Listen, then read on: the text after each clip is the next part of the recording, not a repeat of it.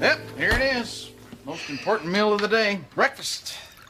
I don't like eggs. I think that's because last time I used chicken eggs and this time I'm using coyote eggs. Give me a break. Coyotes don't lay eggs. They're mammals. Jack, you're thinking about your American coyotes. Your North Pole coyotes, can't stop them from laying eggs. That's why Eskimos are always walking behind them with a skillet. Do not throw these eggshells away. We're not done with them yet. Bo, let me see this mark. Morning, Hamilton men.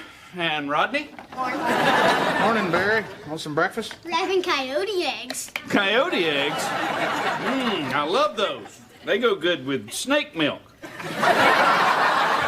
have snake milk? Reptiles don't make milk. Genius. That is it, Jack. When you come home from school today, I want you playing video games. No more Discovery Channel for you. Hey there. Oh, how you doing, sweetheart? Running a little bit late. Boys, let's get going. We gotta get on the road. Honey, I don't think Jack's feeling real well. He says his eyes are all itchy. Oh?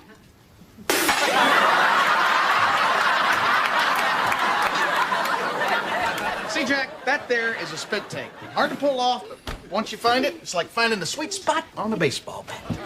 Yeah, your daddy's got a sweet spot on his head. I think maybe I'll find it. It's right here. All right, well, you clean up the coffee. Let's go, boys. Let's get going. Come on, get the letter out. Hey, Rodney. Yeah.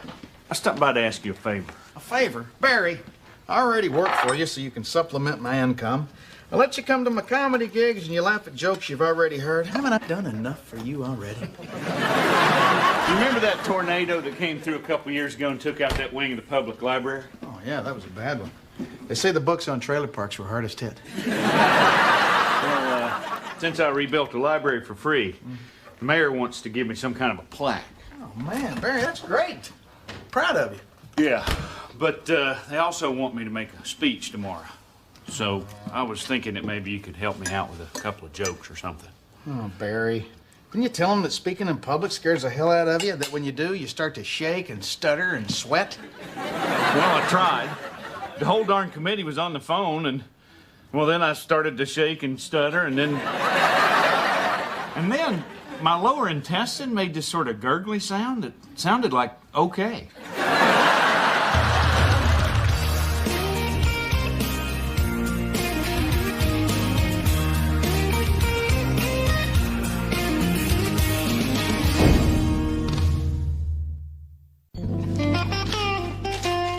Okay, here, try this. This is funny. Mr. Mayor, members of the Tulsa Chamber of Commerce, thank you. I just want to say there's one big difference between me and a tornado. I'm not as much of a blowhard. What? It's a great icebreaker joke. I'm not sure that's any kind of a joke. Well, maybe if you did it right. Are you fluent in any other language other than doll? Hey! Oh, don't mind me. Just doing my laundry. Charlie, why can't you go to a laundromat? Because, Rodney, those are for poor people. And besides, I can't afford it. Listen, Barry is receiving a plaque from the mayor tomorrow. So if you don't mind, make yourself useful and listen to his speech. And don't be shy about laughing at this icebreaker joke. It's really pretty hilarious. All right, let her rip. Mr. Mayor, members of the Tulsa...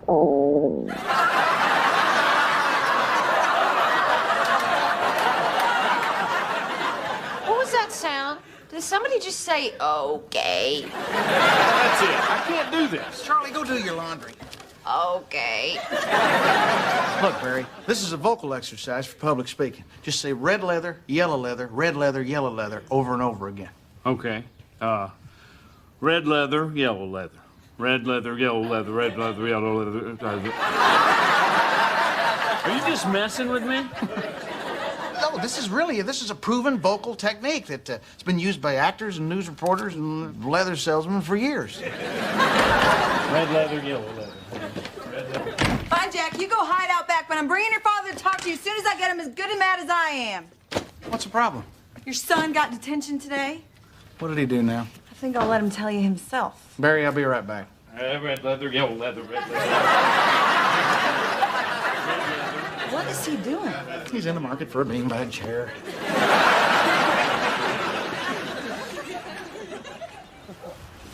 Jack, Your mom tells me you had a little trouble at school today.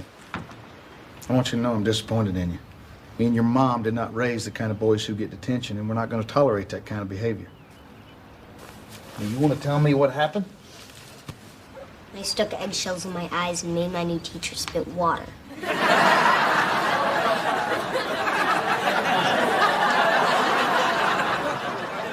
How much are you loving this moment right now? Start dancing, monkey boy. Look, Jack, it's my job to make people laugh. It's your job to go to school and do the best that you can. And making your teacher spit water over the whole 4th grade class is not correct classroom behavior. Your mom's right. You start cutting up in class, people start having a good time and laughing, and then... Back to you, Trina. Jack, if you're not careful, you're going to get a reputation as a troublemaker, and then you're going to end up in detention every day. You understand? Yes. Good. Hey, let me ask you something. How did you get those eggshells to school without breaking them? I packed them in cotton, then I added a little red lines to make them look bloodshot. That's good. But also bad.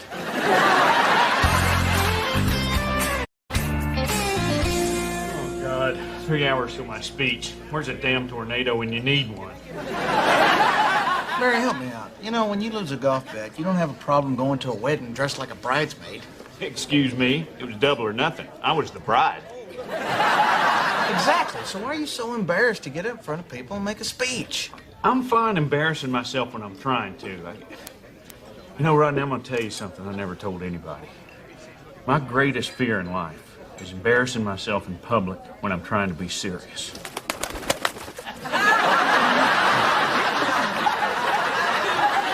What? Nothing. There's a pigeon on my head, isn't there? Well, you see, this is what I'm talking about. Okay, look, Barry, we're going to try another exercise. Instead of speaking in public, you start by singing. Not speaking, singing. So what? If a guy's afraid of drowning, you tell him he's not swimming, he's diving? Either way, I'm still at the bottom of the pool. All right, Barry. On your feet. You're going to sing My Country 'Tis of Thee right here, right now. Oh, no, wait. Just a second. What are you doing? Nothing. Just a little nosebleed. No big deal. It's just my body's way of dealing with stress by trying to kill itself. Oh, come on, Barry. You've been singing since elementary school. Just do it. Oh, God. All right.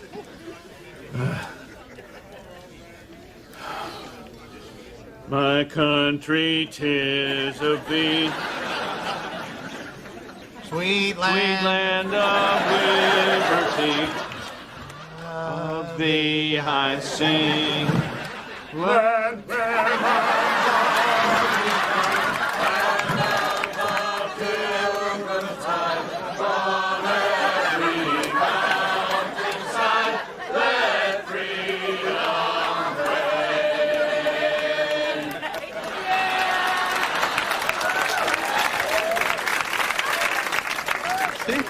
See, you did it. You're fine.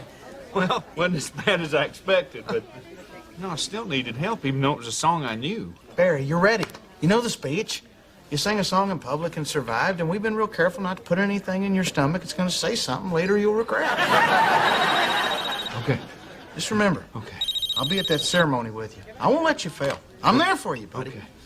Hello? Hey, honey. Okay. I gotta go.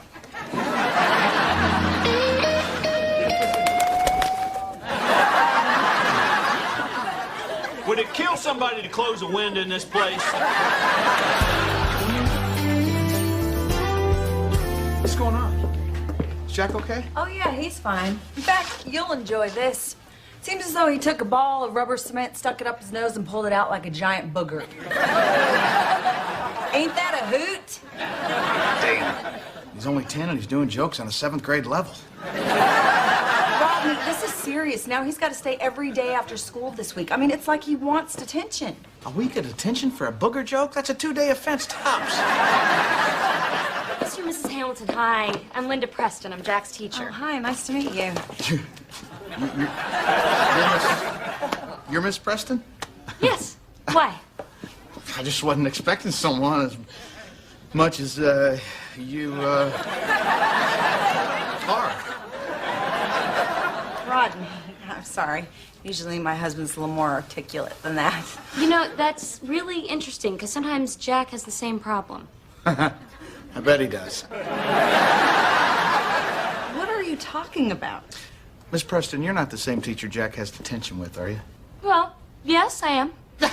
I think I got it. Let's go, honey.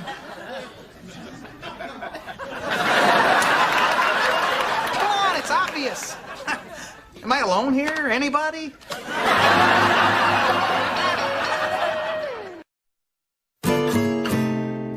Miss Preston, I honestly think I can straighten all this out if you just give me a second to talk to Jack. Oh, I agree. You need to talk to your son. But first, I think we need to examine the possibility that Jack could have a disorder, like ADD or ADHD. It's not about that. He doesn't have a disorder. Believe me, everything's working just fine. A little too good, if you know what I mean.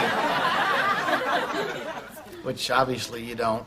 Miss Preston, could you give us a minute, please? Oh, of course. I'll be outside. Great. Come on, Rodney. We both know what the problem is, and it is not a disorder. You're right.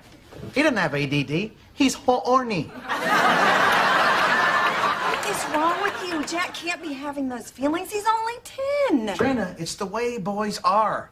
When I was his age, I was all worked up over Pebbles Flintstone.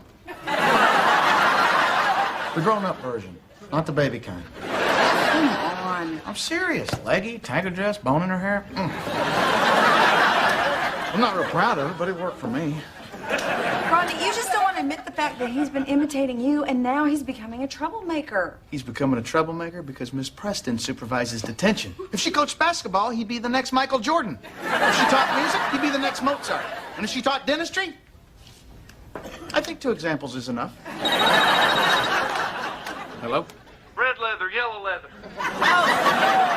What's wrong? Every news crew in town is here. I'm backing out. No, don't go anywhere. I'll be right there. Honey, I gotta go. You're just going to leave in the middle of a crisis? We don't have a crisis. What we have is a son with a penis. And when I get home, I'll give them both a good talking to. So Jack's got a crush on his teacher? Oh, everybody's got someone but me. We're not talking about the cute kid kind of crush here. According to Rodney, Jack has sexual feelings for his teacher. And then she thinks it's ADD or... Well, I don't know much about attention deficit disorder, but hey, look at that squirrel. I just think that Rodney is putting his own gross man feelings on our little boy. I mean, Jack won't even make eye contact with the girl. Well, he'll get to her eyes eventually. Jack, what are you doing? He doesn't want to spend time in detention with Miss Preston, and I can prove it. Yum. Hey, sweetie, how'd you like to skip school tomorrow? We can go play mini golf, we can go to the movies, anything you want, and I'll write you a note. I got school and stuff. Well, forget school. You can sit on the couch and watch TV like a zombie all day and eat any kind of junk food you want. I told you I can't. If you don't sit on that couch and watch TV like a zombie and eat junk food till you puke, you're in trouble. You can't make me. I have to go to detention. Oh, honey, are you okay? My baby's growing up. Man, why didn't I just charge the city for working on the library? I meant to send them a bill. It's all just a terrible accounting error. Boys, settle down. Hey, Bear. Congratulations on your award. Thank you. I can't remember your name. Mr. Martin, we're ready for you. Oh, God. Don't worry, buddy. I'll be on the front row. Is this at all noticeable? Moist is the new black. Hey, listen. I think that you might be right about Jack. Oh, honey, I know, but don't worry. He's not going to all grow up at once. There's still a lot of little boy left in that kid. Yeah. Oh, my God. I think I just saw him look up that newscaster's skirt. My boy. I'm going to go help Barry.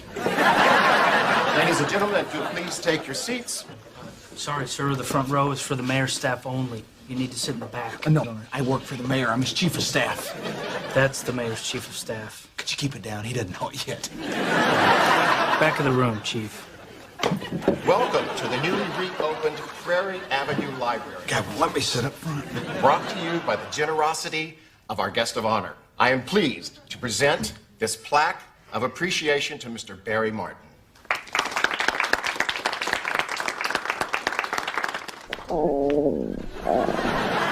I'm sorry, did you just say okay? Mr. Barry Martin.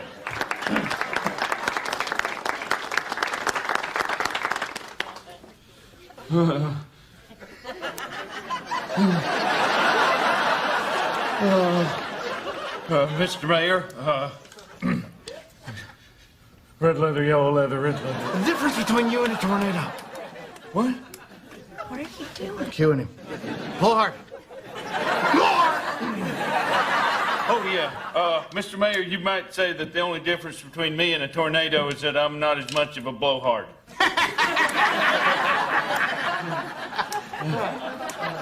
My country 'tis... Big old fool. You're a big old fool, Barry. Oh, yeah, one time I hit a hole-in-one, and they gave me a little trophy, and like a big old fool, I built an entire case for it. Where was it? Tiny thing. You got a tiny thing, Barry. That's it, buddy. And you know, that trophy sure was a tiny thing, but now that I've got this plaque, I have something else to put in my trophy case. Thank you, everybody. Are they taking Dad? Dad? We don't know that man. Kids.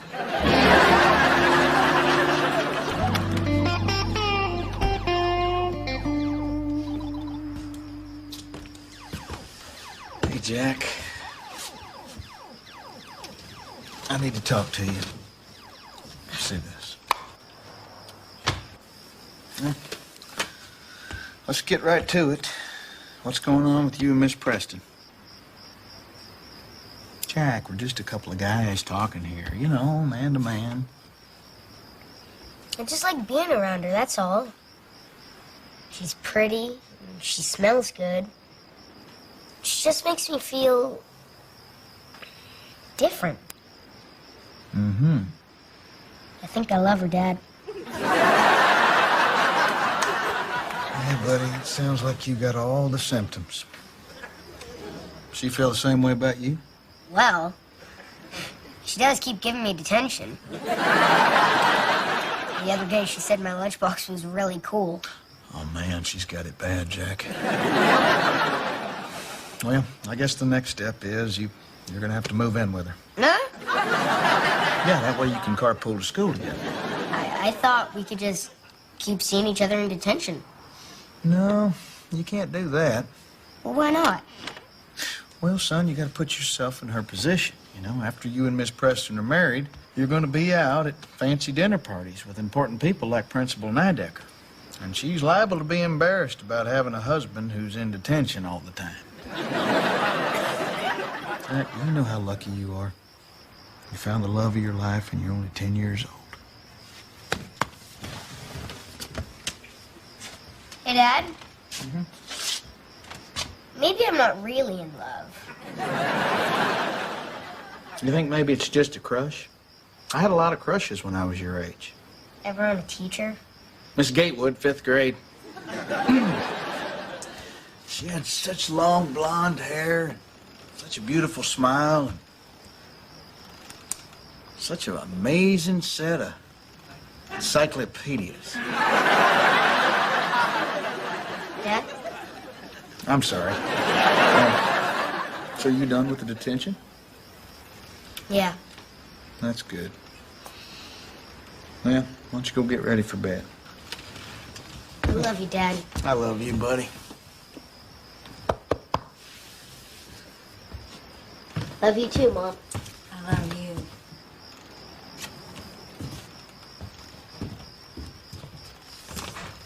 Wow, you're good. That's what I keep telling you. You know, when you have kids, they grow up so fast. Yeah. I wish I just had a pause button and I could keep them little forever. I wouldn't worry about that too much. The rate Jack's going, you're going to have grandbabies to play with in no time. Thank you very much. Oh, you know, if it makes you feel any better, I promise I'll never grow up. Oh, honey, I gave up on that years ago. Hey, Mom? Can I have a glass of water? Jack, it's a tiny house. You can get it yourself. It's okay, Jack. I'll get it. You go to bed, I'll bring it to you, and I'll tuck you in. Thanks, Mom. My baby still needs me.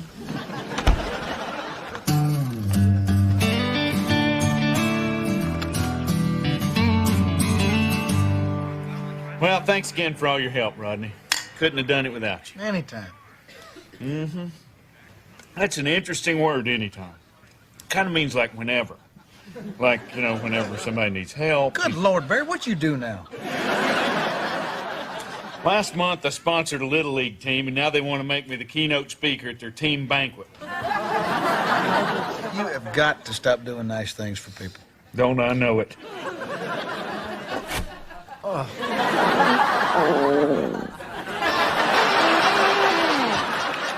Heaven.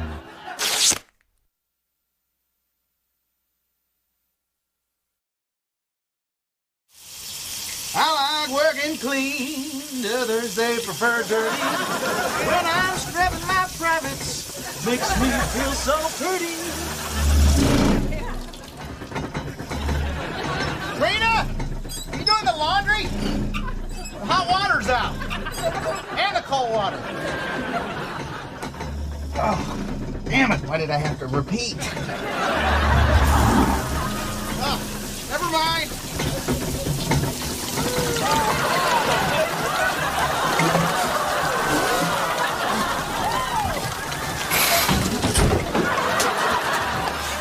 What are you doing? Taking a shower. It's not going so well, is it? Well, how's she look, Plumber Dave? Well, I got good news and bad news. Well, the good news is the whole house needs to be repiped, which means I need to shut off the water for a few days. That's the good news? Did I say good news? No, I meant bad news. What's the good news? Oh, I found a quarter behind the toilet. I'm gonna go check a few other things. Well, what are we looking at, Bear? Well, Plumber Dave works for me, so he'll do the labor for free. You said drinking beer with my contractor, buddy, was a waste of time. But it looks like the materials are going to run you about $1,000. Barry, you have got to stop taking such long pauses between sentences. $1,000? We can't afford that. Well, that's what your homeowner's insurance is for. Oh, Trina, please tell me that's one of the bills we pay. Ironically, we use that money to pay the water bill. Funny, huh? So how are we going to pay for this? Pay for what? Hey, Daddy. We, need $1,000 to repipe the house. Do you even know what this means? This is why we never win at charades. Just 1,000. Got it right here in my pocket. Carl, what are you doing with all that cash? Feeling good. Notice if you flip it real fast, it looks like Benjamin Franklin's winking at you. Thanks, Daddy. That's real generous of you, Carl, but we don't need your charity. Well, then don't call it charity. Hey, wow, look it, a porcelain chicken. I'll give you $1,000 for it. Rodney, let's just take the money. No, we're going to handle this on our own. We don't need his money. Hey, Barry, when do we need the money for those parts? Plumber Dave will buy the pipes on credit, but you're going to have to reimburse him in 2 weeks. Well, that's easy. I'll just pick that up working construction with you. Now, I don't know, Rodney. Things are kind of slow right now. But? But what? There's no work. That's why I said things are kind of slow right now. I was kind of hoping you were taking another one of your gigantic pauses. Well, I guess I'll go out and look for some work today. I hear they're hiring down at the I'll believe it when I see it plant. Now, sticks and stones may break my bones, but I'm still sleeping with your daughter.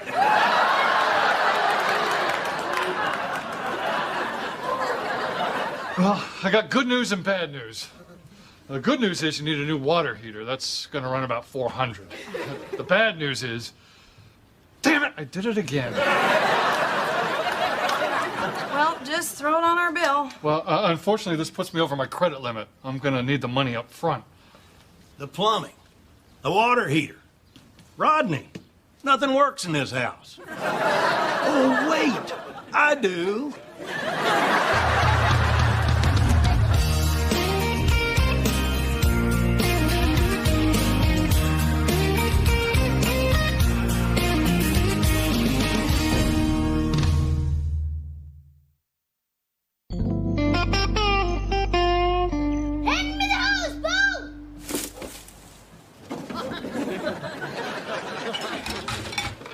Okay, Jack, let her rip.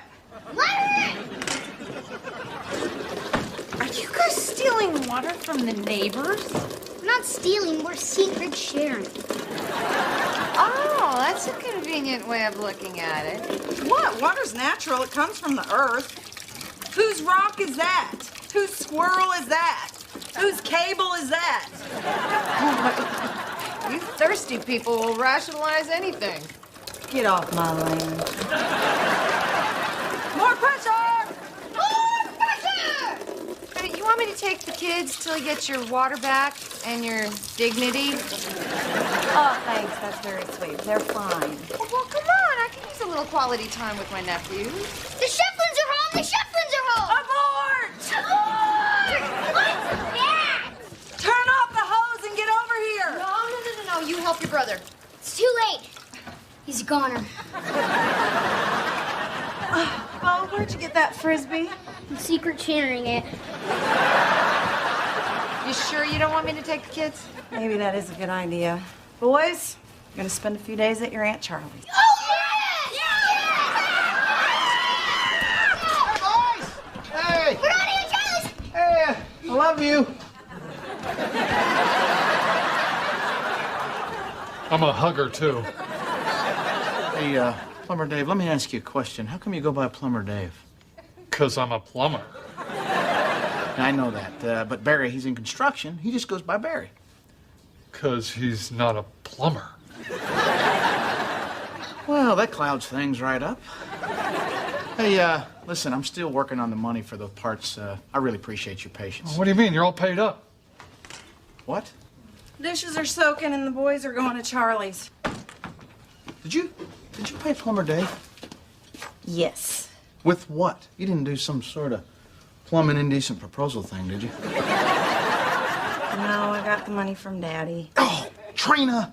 I'd rather you slept with Plumber Dave. I'm only authorized to accept cash or checks.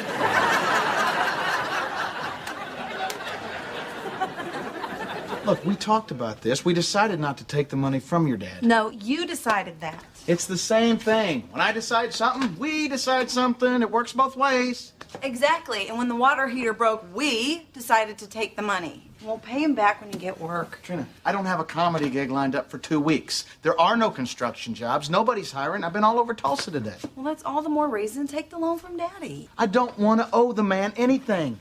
He just loves rubbing my face in it. Oh, come on. Trina, on the family tree, he lists me as debit. Well, I already took the money. What do you want me to do now? Nothing. I guess I'll just go talk to Carl and see if I can't work something out. Oh, and I almost forgot. If you need to use the bathroom, Mini Mart down the street.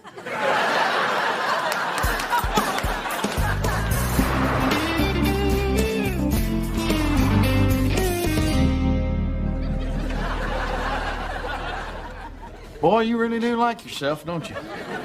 Those are Employee of the Month photos, jackass. Can't help it if everybody votes for me. Well, of course they vote for you. You're the boss. Well, as any fool can plainly see, I must be pretty good at it. What, are you here to sell me another porcelain chicken? Hey, give me back the pictures of my grandkids. I don't want your money. I don't want the $1,400 you already gave me. Well, no problemo. Just give it back. I could use a new ensemble. I hope that ensemble didn't cost that much. You really look like a rodeo clown. Well, do I? I suppose rodeo clowns wear red, white, and blue boots. Yeah, but theirs usually have the manure on the outside of them. So you gonna give me the money back or what? Look, you know I can't do that. But I was hoping that maybe I could work off the debt. Let's not even call it a debt. Let's just call it a salary advance. You know, I'd be willing to do that. I just don't have any positions left for, tell me again, what is it that you do? Look, what about that sales job you offered me a while back? Is that still available? You think you can just waltz in here and start selling fine used automobiles? Well, no, but I think I can sell the crap you got out here on the lot. I'm all full up on sales. I tell you what, though, there is one position I've been having a hard time filling. You're a repo man? We prefer the term reacquisition engineer. Sweetie, you don't have to do this. We already have the money. You are just letting your pride get the best of you. I'm working for your dad. Do you think I got any pride left? Besides, I wouldn't have to do any of this if you wouldn't have taken his money in the first place. Just a little nervous about you repoing cars. That is a very dangerous job. Trina. Danger's my middle name. Leslie is your middle name. I told you that in confidence. Look, the point is you're taking people's vehicles, and usually they don't like that. Relax. I'll be fine. I'm a people person.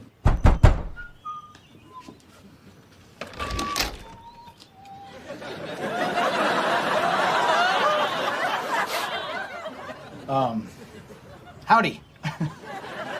Is your daddy home?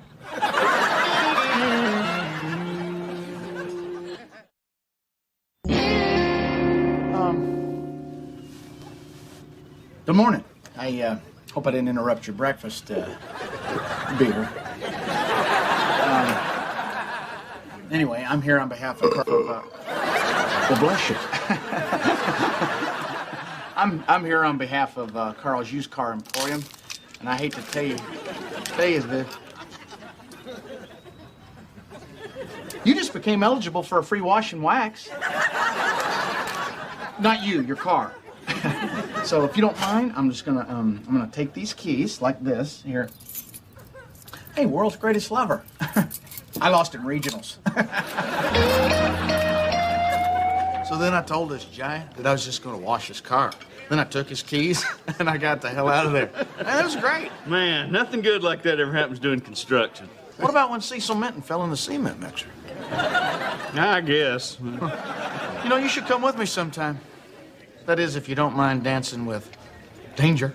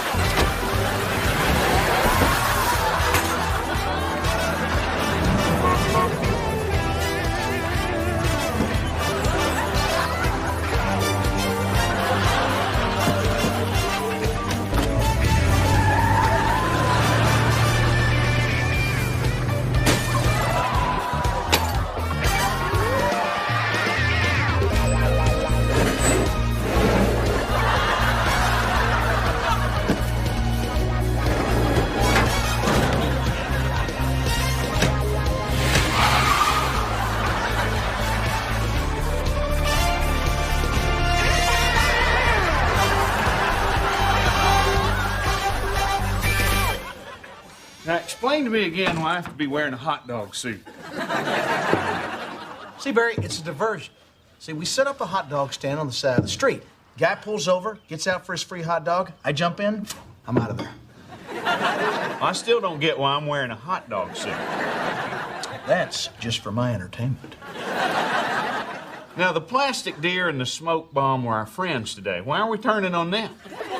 Because a person holding a hot dog is not a person throwing a brick at my head. Well, there's just one small flaw in your plan. I ain't dressing up like a wiener. Excuse me? You got a brick thrown at your head? How'd you hear that? You insisted on the cheap single-pane windows? Look, I didn't mean actual brick. Throwing a brick's like repo talk for good job, you know? I mean, it's kind of like, hey, honey, you really threw a brick with that meatloaf last night.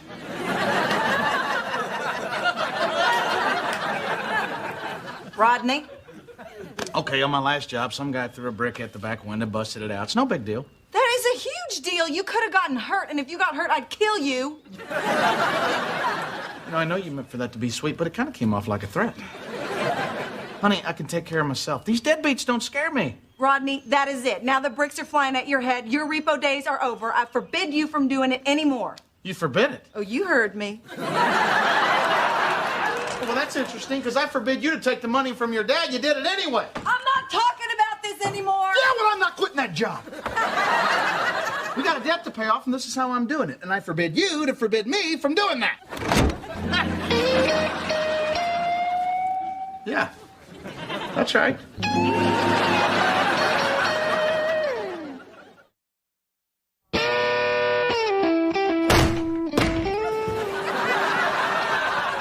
Two-tone silver sedan, red interior.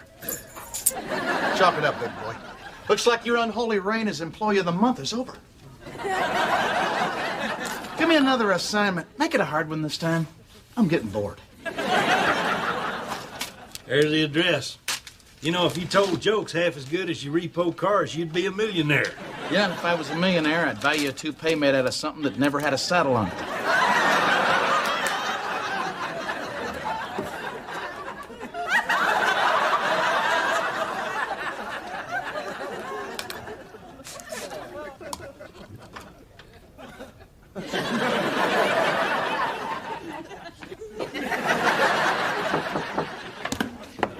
Hi, Trina. How long you been standing there? Oh, I just got here. Wow, employee of the month again. They must really love you, Daddy. Yeah, thank you, darling. What brings you down to the lot? Well, don't tell Rodney, but I need a favor. Could you give him a safer job? I love you, sweet pea, but I just can't do that. What do you mean? You know, I don't mind giving money to my family. Hell, I've been bankrolling your sister ever since I built her that dance studio in the basement. How come you never built me anything? Well, you got your tonsils out. I never played favorites. Listen, if you and Rodney got an issue with this job, that's your business. No, I'm just afraid that he's gonna get hurt. It'll hurt him more if you make him stop. You know what? You're making him feel like half a man. And that's my job. Seriously. He's doing exactly what he needs to be doing right now. I don't understand that. Oh, honey, it's a man thing. He's supporting his family. And I gotta respect him for that. But don't tell him I said so. Okay. And I won't tell him you moose your eyebrows either.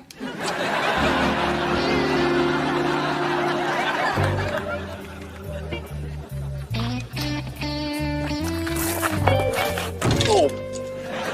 Dang! There goes another pair of sunglasses. What you doing over there? I'm repoing your car. You're 6 months past due. I was gonna pay that note. I just hit a bit of a rough patch finding work. I'm sorry, sir, but the law is the law. Dad, what's going on? He's taking the car. Get your toys out of the back seat.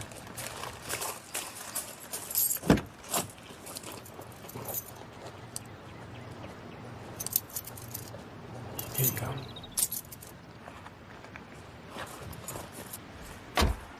You know, I can't do this. I can't take your car. Isn't that your job? To hell with the job. What are you doing? How you gonna find work without your car? That's my problem. I'm trying to help you here. Well, this is great. I can't even find a job. You got one and refused to do it. Don't tell me how to do my job. Just repo the car. I don't need your damn charity. Yeah, well, don't call it charity. Look, I know where you're coming from. The hell you do! Sometimes you gotta swallow your pride and let somebody help you. Now, how is that helping? You don't have to feed that fish. Lawrence, come here, give me a kiss. I missed you so. Ew, P.U. alert. And Charlie didn't make us take baths! Or brush your teeth, and we got to pee off the balcony. Wait, you didn't brush your teeth? All right, well, the the water's back on, boys, so get to scrubbing. You know, they could have not taken baths here. And what is with the balcony? They did it first. I'll just go help them with their baths. Hey, honey.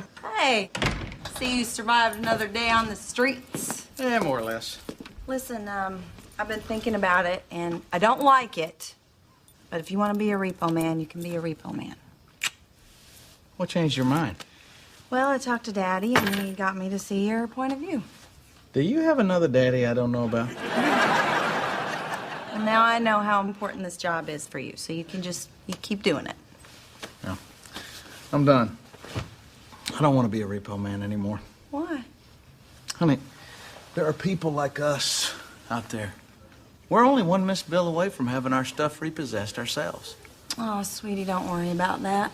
Our stuff's not nice enough to be repossessed. I just wish we didn't have to struggle all the time, you know? Yep. I promise you it's not always going to be like this. But until then, I guess we're lucky to have a guy like Carl to help us out. It's just too bad that our guy like Carl is actually Carl. I love you. And I think Daddy's sweet on you, too. I don't know about that. When I called him to quit today, he goes, "Woo! Welcome back, you big loser!"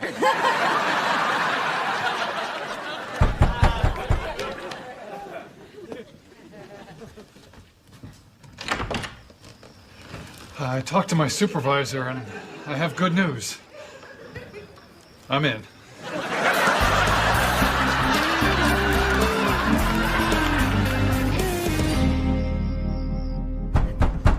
Who is it?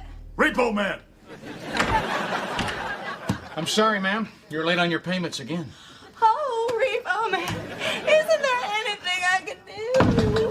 Well, there is one thing. Okay, I'm sorry. What? This repo thing is not working for me. Okay, how about quarterback cheerleader? Astronaut naughty Martian? Construction worker sexy architect? What's that? Hard hat, toe belt, no pants. I'll start making up the plans. Heavenly.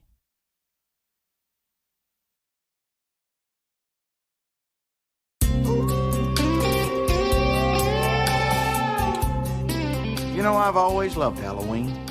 For some reason, though, when it comes to trick-or-treating, most folks only focus on the treat. But even as a youngster, I preferred to focus my efforts on the tricking. Now, my earliest work was fairly basic.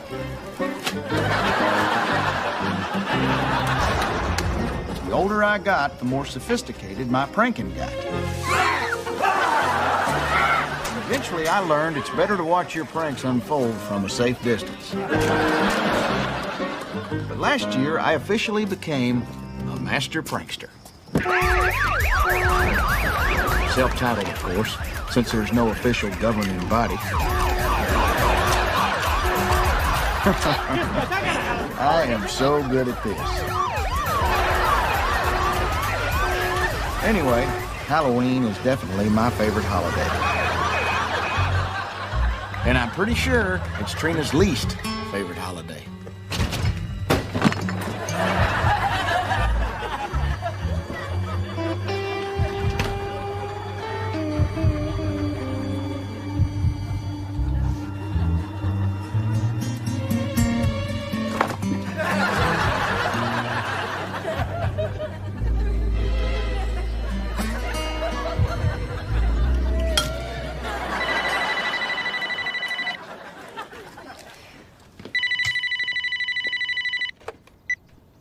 Hello? Happy Halloween!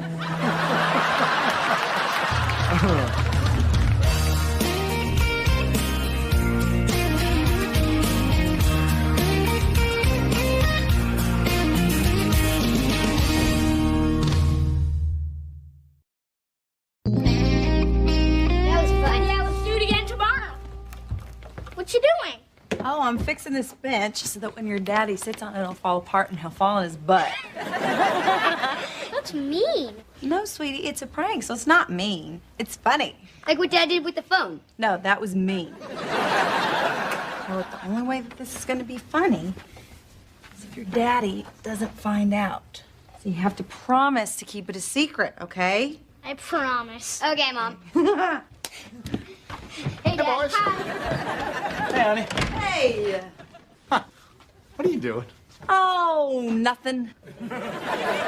So, listen, I talked to Daddy, and he's gonna take the boys so we can get to the Blue Goose tonight. Have you settled on a costume? As a matter of fact, I have. And this year, there's no way I am not winning that contest. Rodney, why do you care so much about a stupid costume contest? Trina, it's not a stupid contest. This year, the winner gets $25, gets to drink for free all night, and gets his picture placed over the bar for an entire year. Your picture in a bar? Dare I dream? Plus, Barry won last year, and he's never let me forget it. Of course, everybody voted for him because he won us a bag of pork rinds, and who doesn't love pork rinds? Hey! Okay. What do you guys think of this costume? All right. What the hell are you? I'm Envy, get it? It's conceptual. Charlie, it's the Blue Goose. Last year's winner was deep-fried chunks of pig skin.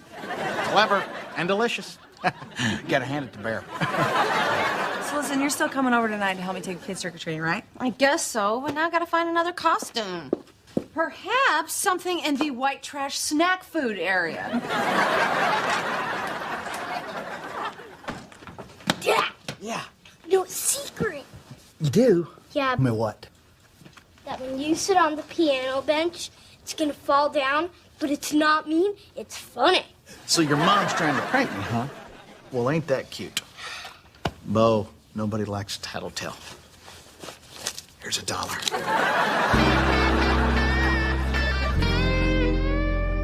Mom, we have to hurry up before all the good candy's gone. Oh, we gotta wait for Aunt Charlie. Bo, don't do that. That's for the trick-or-treaters. Besides, that's left over from last year. Ladies and gentlemen, the winner of this year's Blue Goose Bar and Grill Costume Contest, Rodney Hamilton.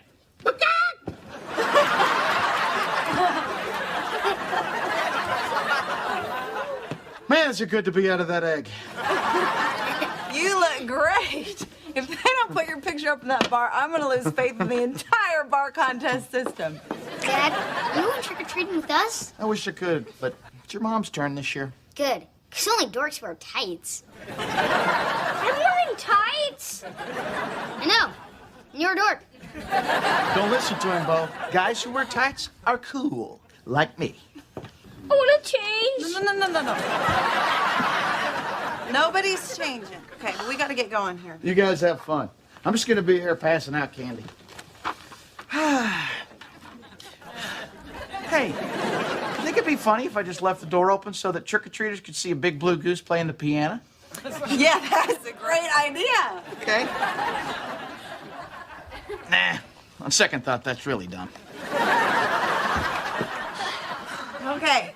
Well, tell Charlie we'll be over on Poplar Street. You guys have fun. And remember, if you see any monsters out there, they're not real. They're just people in costumes.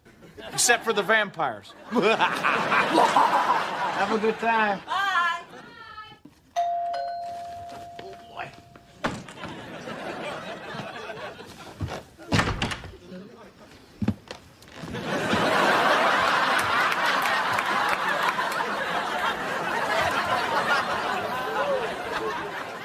You big blue bitch. You stole my idea. No, I didn't. You think the mine that brought you pork rinds would have to steal from you? I'm still gonna win. And for your information, you got the girl costume. Well, boy costume was pinching my giblets. Don't worry, Rodney, there's no shame in second place. But now there is shame in not having a beer for your friend. You sure I'm out? Thought there was some in there. What, are you questioning my ability to spot beer? I guess I'll have to go for a run. You're gonna look kind of funny buying beer in a goose costume. Well, the only thing funnier would be two geese buying beer. To the Goosemobile. Man, did you see all that vodka the Pope was buying? No, I was too weirded out by that giant baby buying nudie magazines. Hey, Rod, pull over. Pull over, right there. Pull over. Hey, that's Gerald Bob's cruiser. I just saw him going to that porta potty. You want to mess with him a little bit? I don't know, Bear. A good prank takes preparation and planning. You go pranking willy-nilly and you're just begging for trouble. Rodney, an opportunity like this doesn't come around every day. Now, if we saw a situation like this and we did nothing, we wouldn't be the men that I know us to be. Well, when you put it like that, it almost sounds unpatriotic not to do something.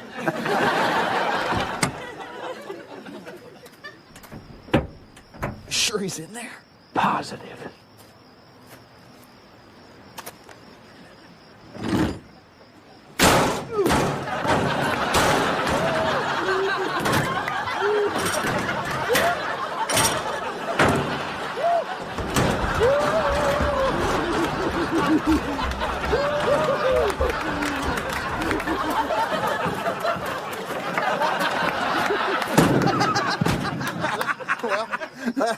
That was childish and immature. I know.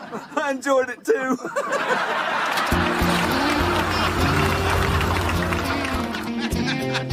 Man, that was great. Man, we are the best. Don't you feel like there should be a bunch of other geese carrying us around on their shoulders? Hey, seriously, though, don't you think we should go back and let Gerald Bob out? Rodney, he's got a radio. He can get himself out. I guess you're right. Blue geese at the Blue Goose. Little obvious, don't you think? Well, we didn't have any choice. At the costume shop, they were all out of whatever the hell you are. What are you supposed to be? I'm Dante's Inferno. Oh, yeah, I got that once drinking the water in Mexico. Where's Trina? She's over on Poplar Street. You're actually supposed to catch up. Oh, you know, I would have been here sooner, but there was this stupid police barricade at this construction site. Construction site? What was happening at the construction site? Well, Darren Bundy was flagging traffic, and he told me that there was this idiot who got himself stuck in a porta potty, and when the guy tried to crawl out of the air vent, whole deal tipped over, rolled down a big hill. Was anybody hurt? Oh, I don't know. I couldn't really see much past all the ambulances.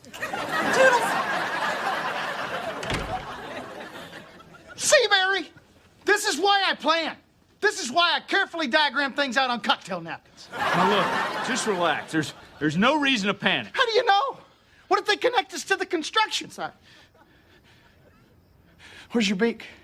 Well, it's not a beak, it's a bill, and I can't say exactly where it's at. You lost your beak? It's a bill. I don't care. Where is it, Barry? I don't know. It must have fallen off somewhere. Like where? Possibly the scene of the crime, Barry? Possibly.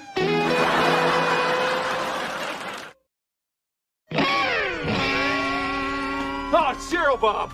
Man, the guy takes a tumble in a crapper and comes back to work the rest of the day. Now, that is dedication. Gerald Bob. Hi, Barry. This is Deputy Ridley. I know you're in there, Rodney. I saw you turn the lights off. Looks like he's got you. Me? Well, I didn't hear him say Barry. Barry's in there, too. We gotta get these costumes off fast.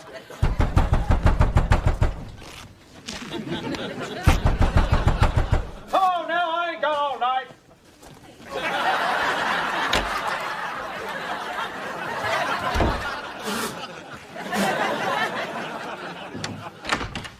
Hey, Gerald Bob. What are you boys up to? Pillow fighting. We're just pillow fighting. We had us a little incident tonight at a portable construction site latrine. You know anything about that? No, sir. No, sir. Well, it seems that a stranger or strangers locked our esteemed chief of police in a movable lavatory, which then tumbled over down an incline. Sound familiar now? Can't say it does. Doesn't ring a bell. Is the chief okay? No. No, he's not okay. He got his foot caught in an air vent, and they're saying he might lose a toe. I just pray to God it's not one of the important ones. Have you got any leads? Maybe I do. Maybe I don't. Well, Gerald Bob, I'd love to help you, but,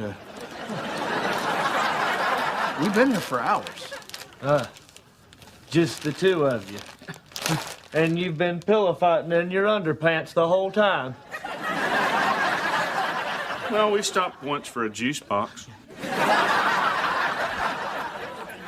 Well, I guess that's it for now. But I promise you, as God is my witness, we will leave no stone unturned until we put these pranksters behind bars. We're screwed, Barry. No, we're not. Gerald Bob's leading the investigation. I like our chances. A man was hurt. We have to be responsible adults. We can't lie for the rest of our lives. Trick or treat. We're not home. Go away. Barry, we have to turn ourselves in. The only thing I have to do is to go back home where I've been watching a movie with Jeannie all night. You can't go anywhere. Come on. It's the right thing to do. I have to set an example. I have kids to think about, Barry. Trick or treat. Not now! Okay.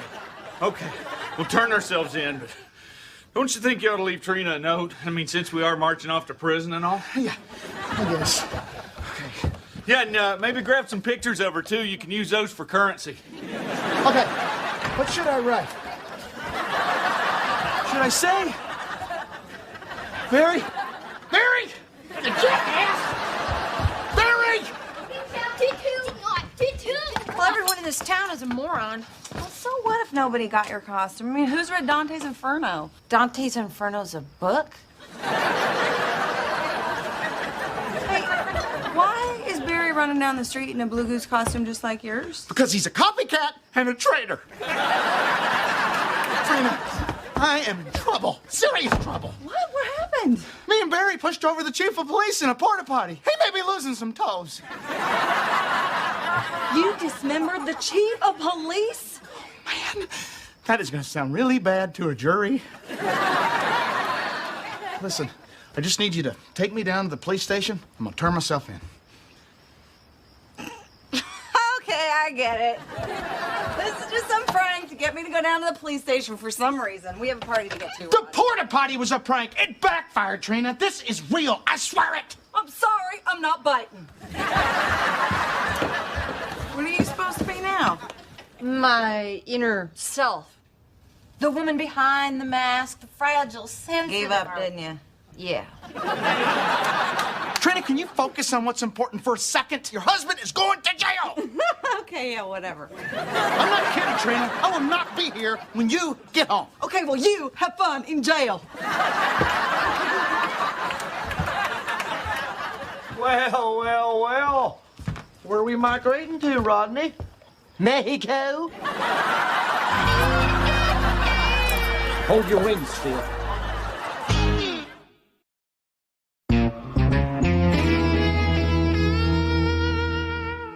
Rodney, I don't believe you understand the gravity of the situation. We have evidence that you were at the crime scene. We have fingerprints, tire tracks, and some very large webbed feet prints. You're not going to talk your way out of this one. Gerald Bob, I've already confessed. Well, you're not going to confess your way out of this either. This is ridiculous. I'd watch my tone if I were you, Rodney. Unless you want me to take this to the next level. Is there anyone on the next level who understands the word confess? You know, if you don't like being interrogated, I suggest you stay on the sunny side of the law from now on. The chief just lost a toe. What? Oh, dear Lord. Oh, Gerald Bob, I'm so sorry about this. You're going up the river, Rodney. We caught your partner, and he's been singing like a canary. There he is! That's the one! What? Barry! I had nothing to do with it! Barry, you son of a... Hey! You keep it clean. You'll have plenty of time for that smut talk in prison. Chief just lost another toe. Oh, my Lord. That man is like a father to me. Gerald Bob, he is your father. Oh, that's it, Park. Now it is personal. It's not personal. I didn't know it was the chief. I thought it was you. You keep smoking and joking, little man. You know, if you'd have been a little nicer to me all these years, I might have pulled some strings for you. I can be nice. You want to come to my house for Thanksgiving? Too late. Thanksgiving was 11 months ago. You're looking at hard times. You get one call, use it. I can't believe this.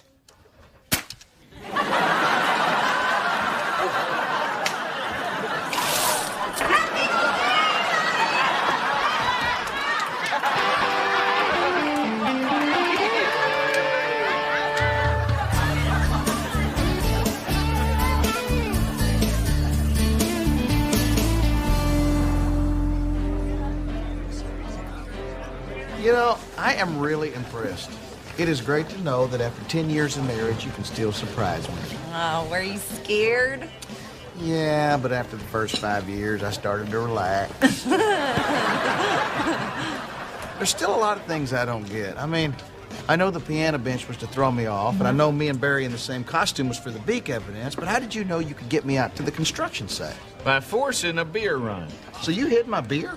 No, I was planning on hiding it, but then Barry here insisted on maintaining a level of reality. Well, I knew if we hid it, you'd just find it, so I had to take one for the team. Yeah, but I know there was someone in that porta-john because I could hear him rustling around in there.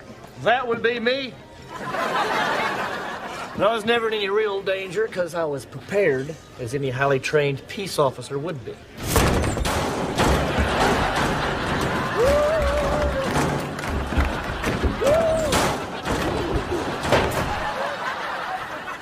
Why would you even need to be in there at all?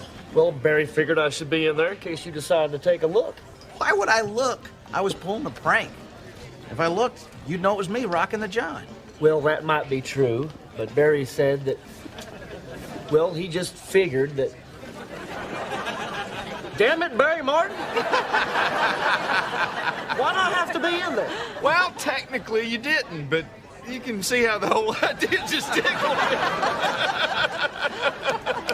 Oh, get to my part, get to my part. Okay, I'm getting there. All right. So I came and told you about the crime scene, but then I had to cue Gerald Bob. See, there was a lot of precision timing involved. The goose is in the nest. Recorded. Repeat, I did not copy that. The goose is in the nest. What?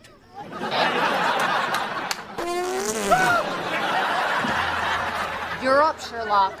Don't tell anybody I was scared. You weren't supposed to tell anybody. Well, I gotta hand it to you. Y'all got me. Happy Halloween. Happy Halloween. Okay, everybody, it's time to announce the winner of this year's costume contest. And the winner is... Sexy Ponytail Girl. Charlie Woodward, come on up here. And honorable mention goes to the 2 gay pigeons.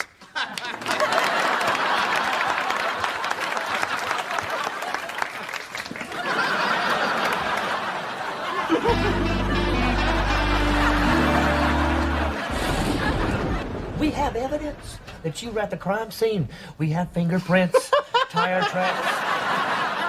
We have evidence that you were at the crime scene.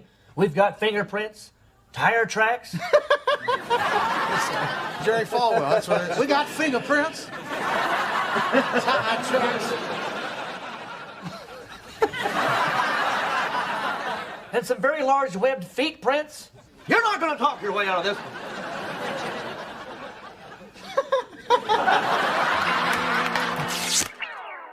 Heavenly.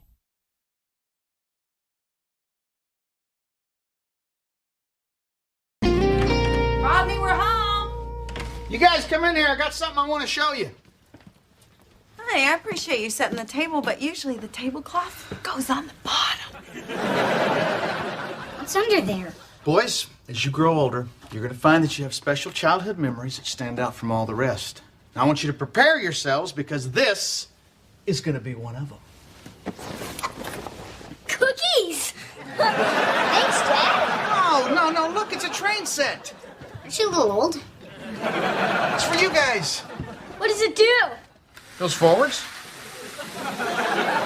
What else does it do? It goes backwards.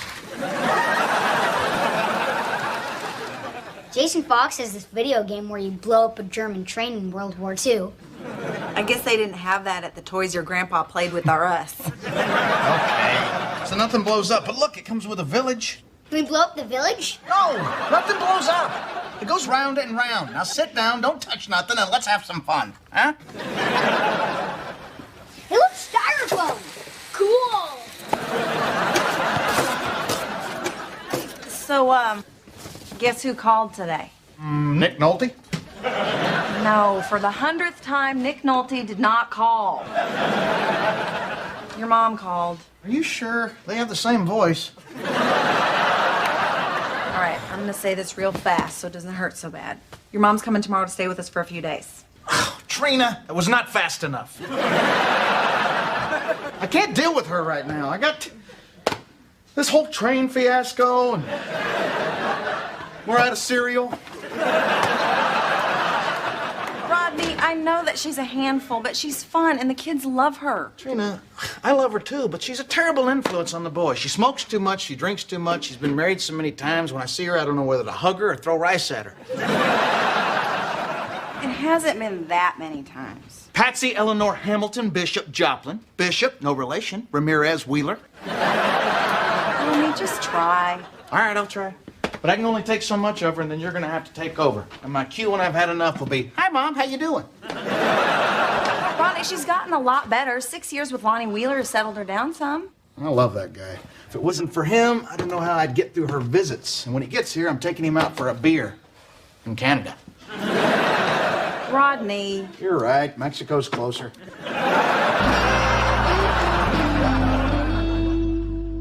Hey, boys, if you get down low, you look in this tunnel, looks like you're watching a movie of a train. Why can't we just watch a movie? Or ride a train? Oh, look, it's a little engine that could not find anyone to play with it. When's Patsy gonna be here? It's not Patsy, it's Grandma. She only wants you to call her that because that's the only part of her name that never changes. But she likes us to call her Patsy. Yeah, well, she also likes to bring you candy cigarettes so you can practice being a grown-up, but that don't make it right. Yeah, I still can't believe you're just gonna open your house to that woman, let her just take over everywhere and eat all your food. Well, Charlie, we figured you could use a little time off. She stole my boyfriend, married him, then divorced him. All in the same week. You could have gotten Travis back when Patsy dumped him. After he was damaged goods? Please. Plus, I heard she damaged his goods. Charlie, if you're going to talk about my mama like that, at least have the decency to wait till she gets here. Don't y'all lock your doors in the big city. There she is! Patsy! It's Grandma, darn it. Hey, Mom, I'm going to go help Lonnie with the bags. Oh, I'm sorry, hon. He's winterizing the cabin. Please tell me that cabin's parked out front. Lonnie isn't coming, hon. Well, I guess I should run up to the lake and let him know we're sorry he couldn't make it. Hey, Charlie. Patsy, you've arrived. Yeah, I didn't hear the sound of your flying monkeys. Heck, you still upset about Travis? Charlie, the man spent more time wearing my underwear than I did. That's why my panties were so loose. He told me it's because I was losing weight. Who needs a candy cigarette? Me! I do! Sorry, Mom. We ate all our candy ashtrays. Well, let's see what else I got here. It is a Commando rocket tank. Now, but be careful. It smokes and it sparks and it shoots off real plastic missiles. Cool. We can blow up Dad's train. Patsy, how long can you stay? Or to put another way, how soon you leaving? Well, I wanted to talk to y'all about that. Let's sit a minute.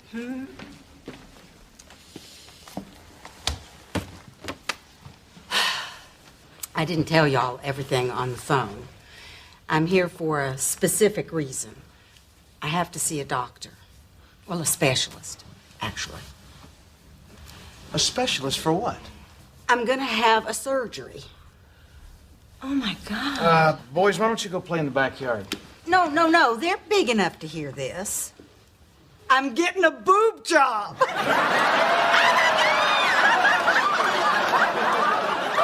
gotta tell me everything. Who's doing it? How big are they gonna be? Can you get me a deal? What's a boot job? I want new boots. Nobody is getting new boots. Go outside and play. But Mom. Go.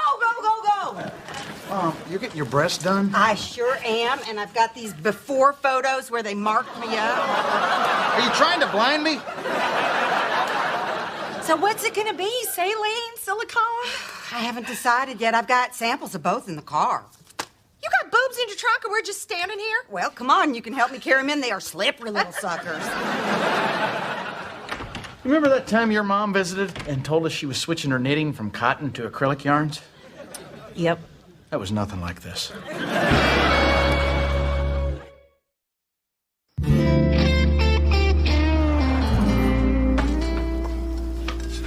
Well, I always liked that Lonnie fella.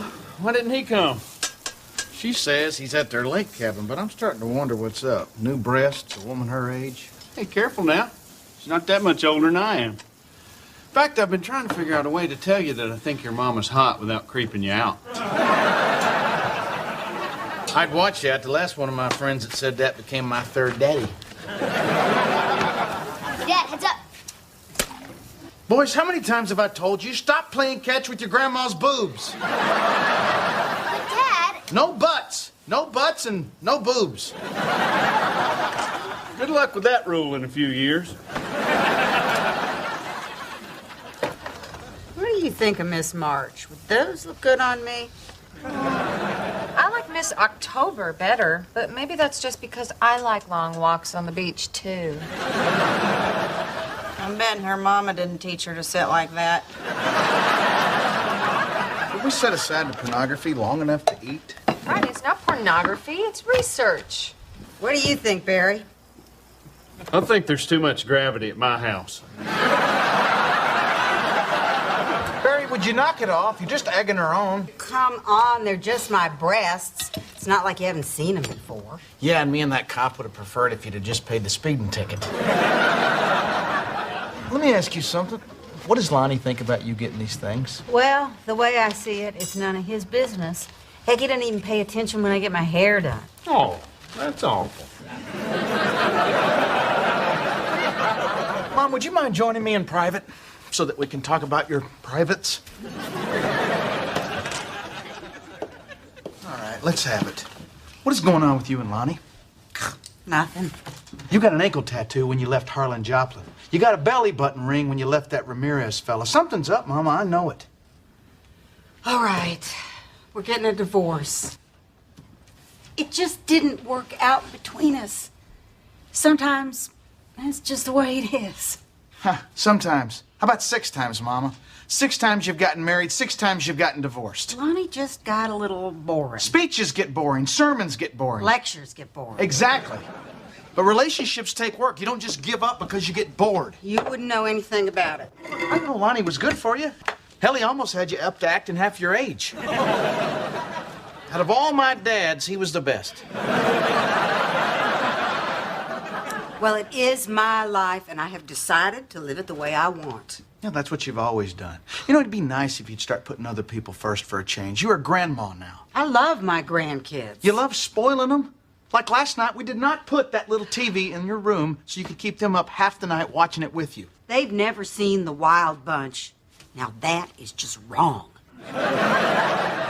They're exhausted today. No, come on. They're running around on full engines. Because you fed them candy bars for breakfast and told them it was astronaut food. Look, I was married to an astronaut, and that's what he ate. Mama, the carny who worked the moon bounce does not qualify as an astronaut. Well, what's wrong with exercising their imaginations a little? I'm not so sure you left anything to their imagination. I would prefer not to discuss what these are for. Or why some people think marriages are disposable. I'm trying to run a normal family here, Mom. Are you saying that I'm not normal? No, you're completely normal. That's why they make so many of those Grandma, get well from your boob job cards. Well, if I am such an embarrassment to you, then maybe I should go stay someplace else. I'm not so sure that's a bad idea. Fine. I'll pack. Start with this. Okay, then. I will leave you and your normal family to your normal life.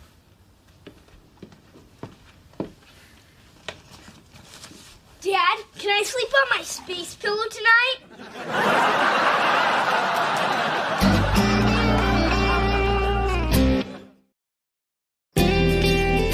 Can't believe you kicked your own mother out of our house. I didn't kick her out. I released her back into the wild. You know, Patsy isn't the only person on this planet to get divorced a few times. She's not even the only person in our family. You don't have to tell me. Your parents, my Uncle Ned. Hell, one of his marriages is still the shortest on record in Nevada. In Nevada, Trina. So, see, she's just one in a long line. Well, it stops with her. I don't want our kids thinking that she's normal. Well, our kids think you're normal and you're just like her. I am nothing like my mom. First of all, I don't have a tattoo on my back that says all beef Patsy. What I meant was, you are a free spirit, you don't want to grow up, you're both fun and unconventional. Yeah, well, the difference is my mom does not know when to take off the party hat and be a responsible grandparent, and Lonnie was helping her with that. And now he's gone and you're mad. Yes, because unlike my mother, when I make a commitment, I stick to it. Which, by the way, is why we are never getting a divorce. Oh, really? What if I want a divorce? Well, too bad for you. Well, what if I cheated on you? What would you do then? I'd start dating that cute checker at the grocery store.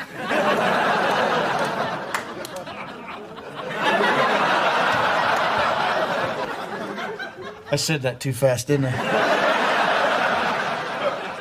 A little bit. Look, I'm just saying, I know you'd never do that. And that's what I love most about you. You're steady and predictable, and you'd never do anything I wouldn't expect you to do. Whoa, baby, slow down. You're getting me all sexed up here. Oh, come on. You know I meant that in a good way. Most husbands come home, they got no idea what they're coming home to. I don't have that. I come home, there's no surprises. You're like a comfortable old chair. An old chair? I love chairs. I'm a chair man. You keep it up and you're gonna be a couch man. You just can't take a compliment, can you? All right, well, this old chair is going to sleep. I thought you said we'd never go to bed mad. That was before I was furniture. And no, you can't play with my cushions.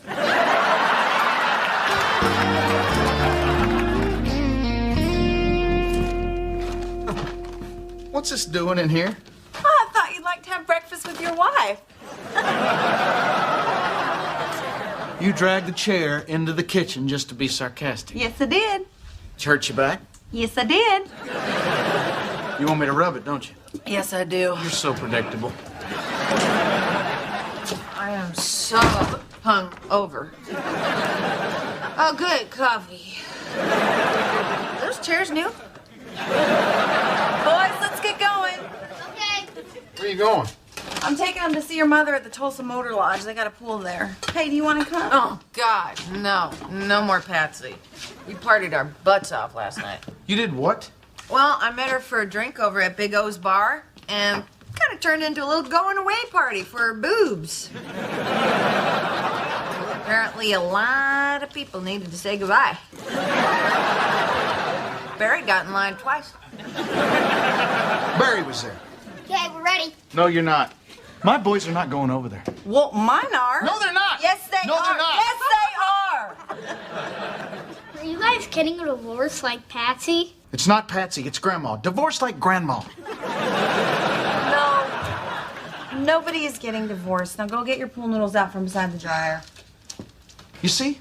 They already think we're getting a divorce. Well, we can't because you won't let me. All right, come on, boys. I want to get to the pool before the truck stop sign starts blocking the sun. Fine. Take the kids, scar them for life. You know what? Quit pretending that this is about Bo and Jack. I know you. This is about the fact that Patsy isn't the mother you think she should be. Patsy's not even what I think a stripper should be.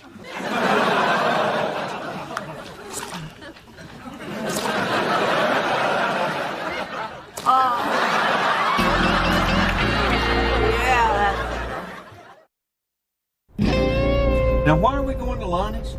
We're getting him and my mother back together. Oh, well, just so you know, I'm against it. Because I figure if Jeannie and I ever split up, that maybe me and Patsy could... Barry, have I mentioned to you that my mother is my mom? I was just testing the waters, son. Rodney, I'd kind of like to make a pit stop, if you know what I mean. And there's a filling station right up here on the right that's, well, just a memory now. You know, Barry, Lonnie and I could always talk. He'll listen to me and they'll get back together. Hey, there's another station coming up here on the left that just flew by. Barry, you can go when we get there. Why is it so important to you to have your mom and Lonnie get back together anyway? Because she wasn't acting like a Vegas showgirl when he was around. Lonnie was good for her. Now, is that good for her or good for you? For her. She needs a guy like Lonnie. Mm-hmm. Is that what she needs or is that what you need? Why can't it be both? She was with Lonnie. She and I got along better. Is that better for Lonnie or better for you? Oh! God, you hit that bump on purpose. Yes, I did. And one more question like that, and I'm taking this thing off-road.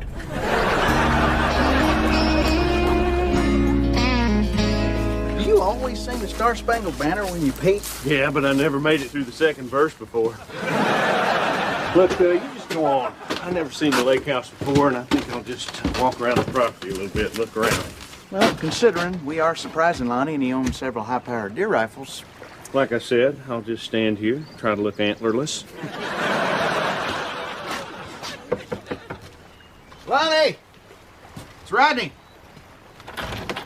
Hey, how are you? What on earth you doing here? What are you saying, Lonnie? Barry? Hey, Lonnie, I came here to talk to you about my mom.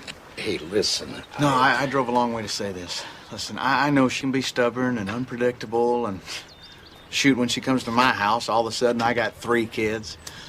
But she's a good person, Lonnie. Listen, Rodney. Let me finish. You guys have a great thing going. And the truth of it is, the two of you together are the closest thing I've ever had to real parents. I know she loves the heck out of you, so won't you come back with me and fight as hard as you can and try to make things, you know... Honey, is it the guy with the Chinese food?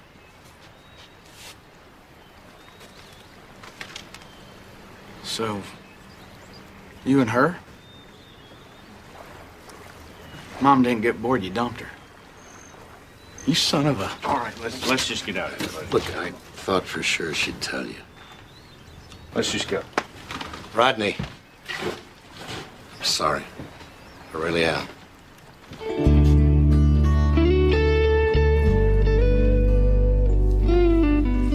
I think there's a special corner in heaven for sons who take their moms to get their new breasts. Well, I'm guessing that corner probably won't be too populated. Probably just me and that kid over there. So, yesterday we were fighting, and today you're here with me. What happened? Well, to be honest,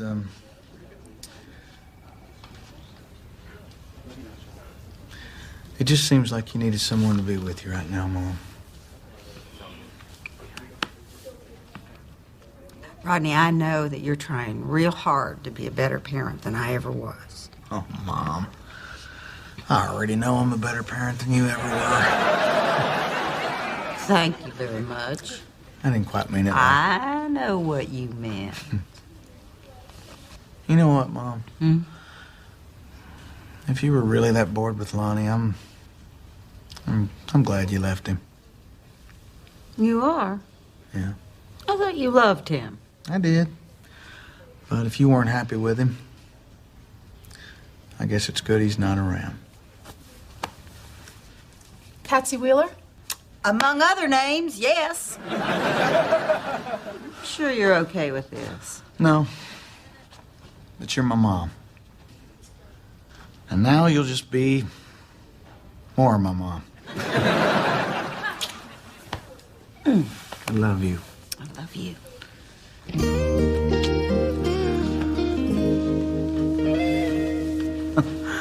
It's my mom. The new boobs aren't for me.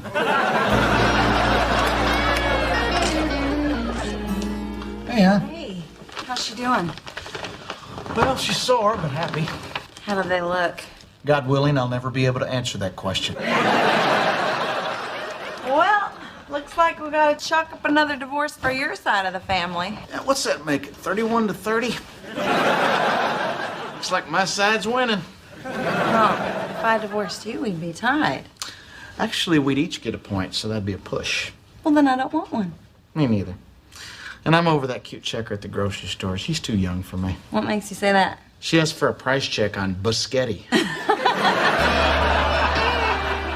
Heavenly.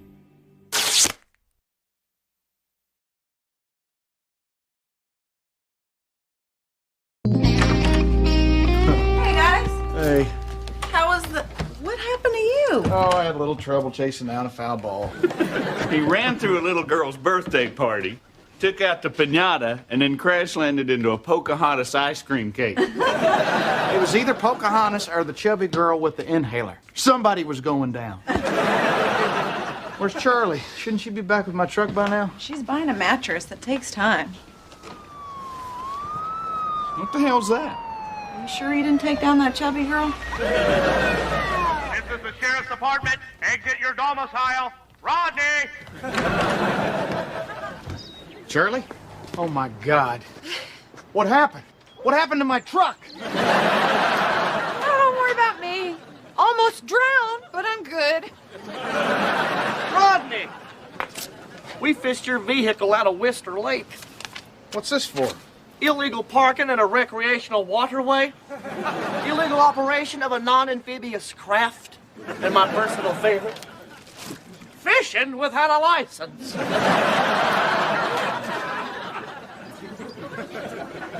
Morning, Trina. You look awful pretty today. Thanks, Gerald Bob. You doing something different to your hair?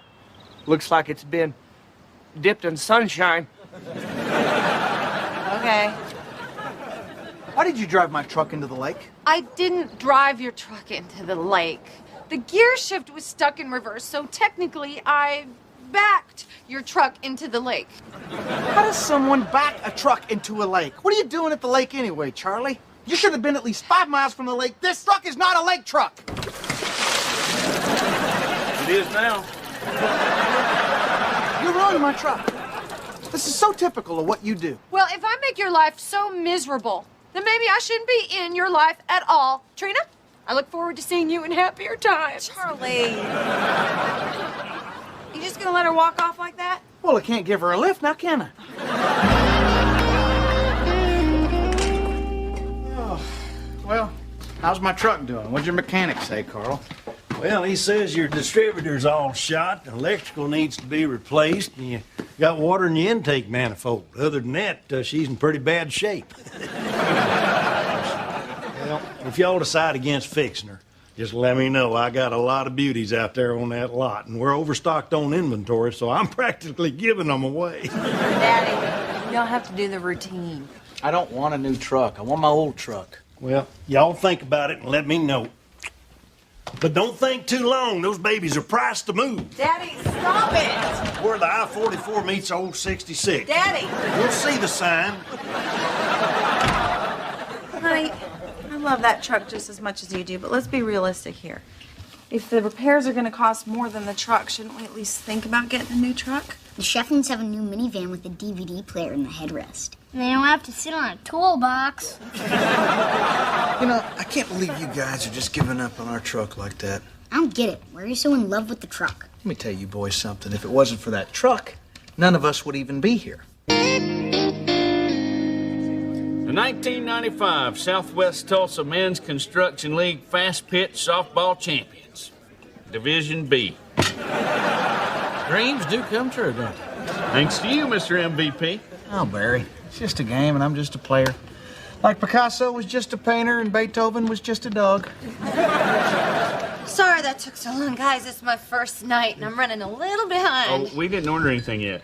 Oh, then I'm running a little ahead. We'll just take a couple of beers. Okay. Well, now that softball season's over, I guess I'm gonna have to let you go. So here is $600 severance pay. You're firing me?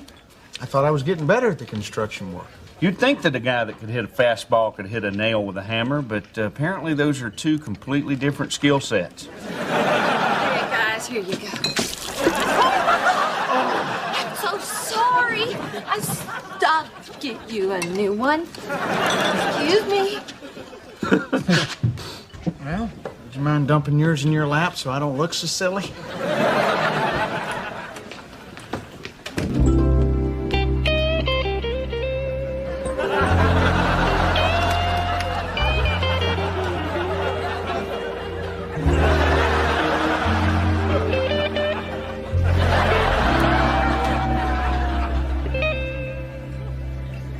Did you see her?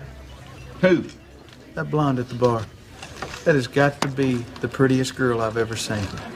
You know, that's the same thing I said when I first met Jeannie. I said, Jeannie, look over there. That's the prettiest girl I've ever seen.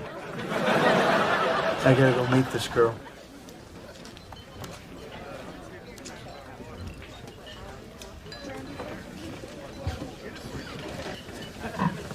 Hi. Hello. Hi again. I know what you're thinking, but I'm just here to pick someone up. That's not what I'm thinking, but that's what I'm thinking now. I'm Rodney. Well, Rodney, I'm just here to pick up my sister. Oh, I didn't catch your name. I didn't throw it. I bet it starts with a T. That's right, it's Trina. How'd you know that? I saw the T on your necklace. That's a cross. I know, but I got your name. Trina, I like that. So what do you do, Trina? Oh, I'm an office manager over at Carl's Used Car Emporium. Emporium, that sounds fancy. Oh, it is. And I don't work in just any trailer. It's a double wide. Double wide. You're wearing your shoes and you got all your teeth. Somebody pinch me. This guy bothering you, Trina? No, Gerald Bob. You know I'm shipping out to the police academy next week. You're shipping out? Isn't that place like 3 blocks from here? Your innocence is refreshing. It will be a ray of hope to light my path along the dark streets of Tulsa. Okay. In case I don't make it back. Maybe we could finally go on that date I've been pestering you about since high school. Gerald Bob, I'm gonna once again have to say no. Why? Because of him? I don't believe we've met. This is Rodney. You listen to me, Rodney. Gerardo Roberto, ven aquí. Oh, Ven hell. aquí, burro perezoso. Este fregado. This ain't over, Rodney.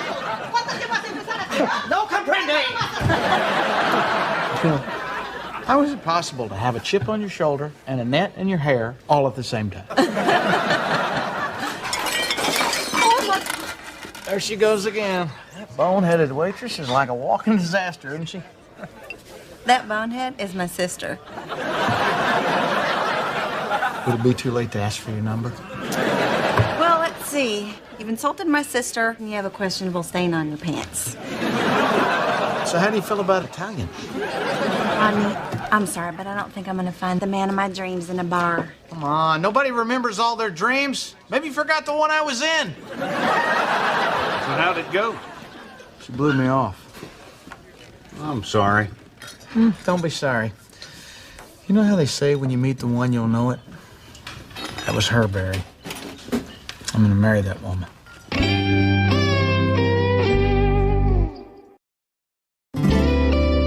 Is this story ever gonna have a truck in it? Remember how I was telling you that your mom worked for Grandpa Carl? Well, I had a plan to go down there and run into her. With the truck? Sure.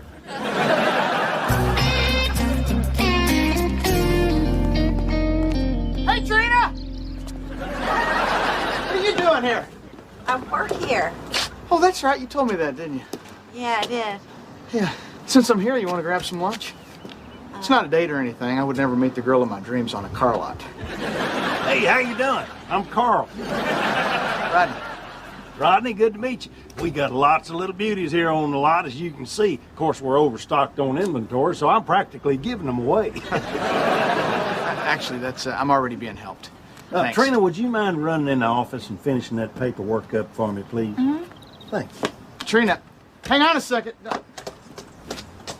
Why can't I deal with her? I handle the sales, Rodney. She handled the paperwork. You want to talk to Trina, you're going to have to buy something. Buy something? Mm-hmm. Okay, fine. Let's do it. What do you got? Well, how about this little jewel right here? It's an 83, got a nice new paint job on it, brand new recap. Sold. How much is it? $19.95, but only 'cause I like you. How much would you like me for $600? And not a whole hell of a lot. Damn it, Carl, what's it gonna take to get me in one of these trucks today? That's my line, son. How about that one? Well, today is your lucky day, son. I can probably cut the price down on this to $600. Sold. Well, if you'll just step over here.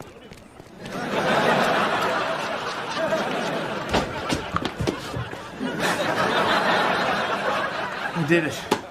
I did what he said. I bought a truck. Already? Yeah.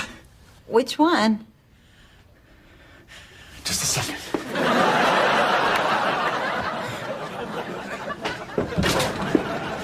The brown one. I think it's brown. Here's the money. Well, since you're paying cash, there won't be any paperwork. No. I was promised paperwork. You do your job and give me some paperwork. I could put you on our mailing list. Okay. That's a start. Yeah, I'm gonna need your phone number and address. Okay, great. And I'll be needing yours. Ronda, I hope you didn't think if you bought this truck that I'd go out with you. What? That's ridiculous. I needed that truck. I've been all over town. You can't find brown. Hell, everybody's out of brown. Okay, as long as we're clear. Crystal clear. How about dinner and a movie? Will you stop? Bumper boats, mini golf? I'm gonna get your title. Carl guy, he's quite a character, huh? What do you mean? Oh, sleazy suit, corny banner, snidely whiplash mustache. 5 minutes with that guy, I feel like I need a shower. He's my daddy. I think we're done here. Done? Wait a minute, how can we be done? We just got started. Okay, Rodney, nothing personal, but you are not my type. I'm sorry. How is it that I see us married and you say that I'm not your type? Well, when I imagine my wedding day, I don't see you coming down the aisle. Of course not. I'd already be up front. You know what I mean. I need someone with direction, who is responsible and has a good job. Look, I don't know how I know this. I just do. When I think about the future, I see you, I see me, and I see that brown truck out there. I see kids, I see a porch, I see a tire swing. And on Sundays, I'm gonna get up in the morning, I'm gonna make you bacon and eggs. And you're gonna come in there after breakfast and you're gonna tell me, go mow that yard. And you know what I'm gonna do? I'm gonna mow that yard. Why? Because I love you and you love me. What do you think about that? I have a buzzer under my desk that's wired directly to the sheriff's office.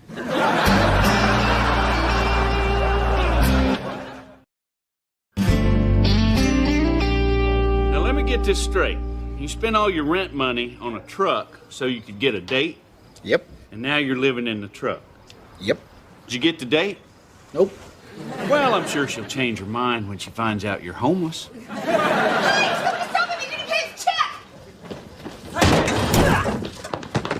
That worked. Why don't you just pay the lady? Who's gonna make me? Barry, do me a favor.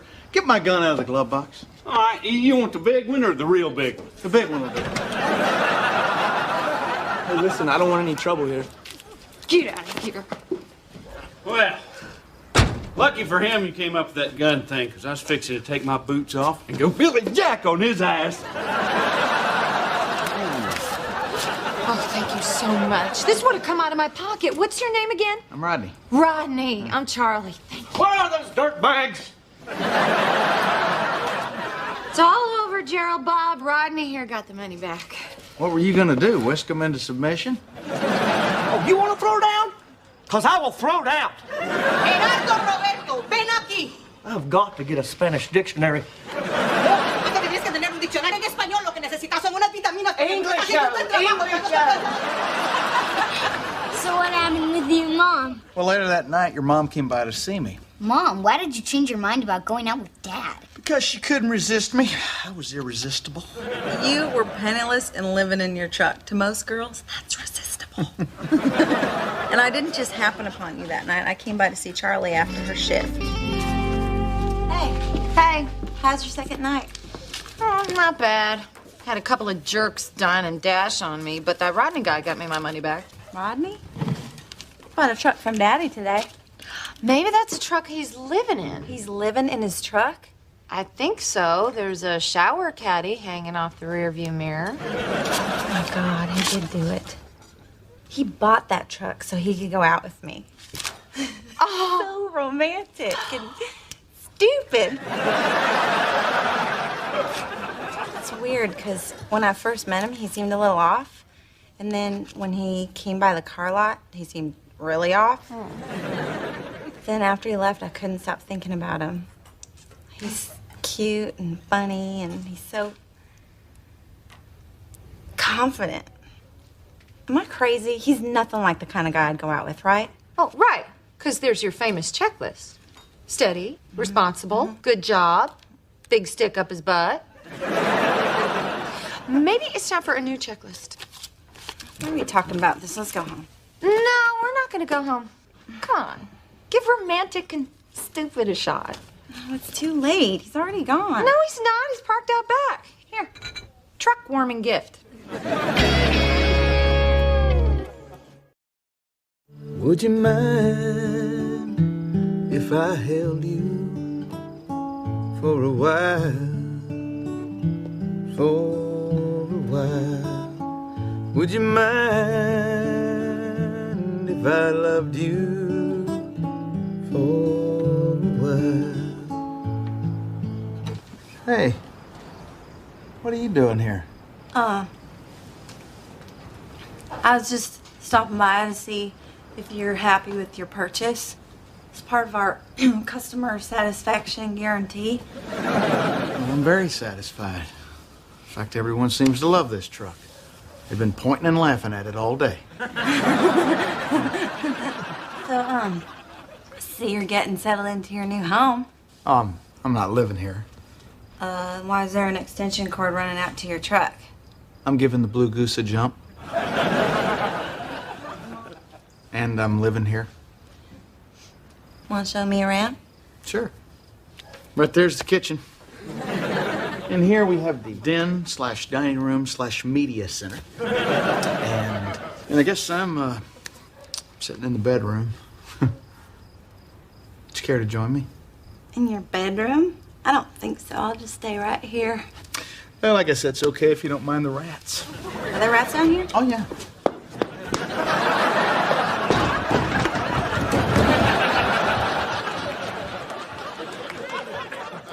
It's kind of cozy up here.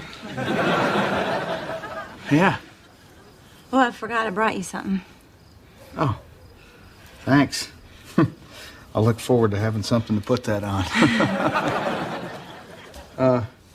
Listen, I gotta be honest about something. I was kind of hoping you'd go out with me if I bought this truck. Oh. Well, I have a confession to make, too. We don't really have a customer satisfaction guarantee. Deception and lies. It's like we're already married. No, it's not. My legs are shaved. Wow.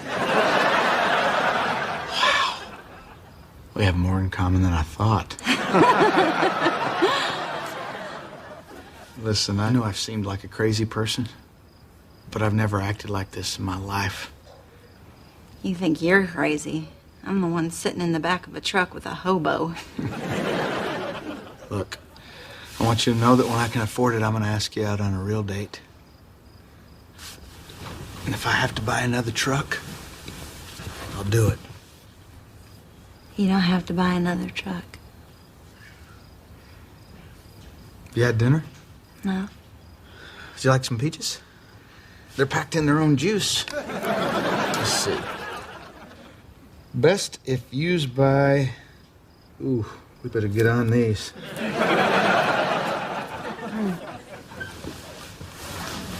I really don't want any peaches. Okay. Well, I got some chunky light tuna and it's packed in Oh, it. for God's sakes, would you kiss me, you big hobo?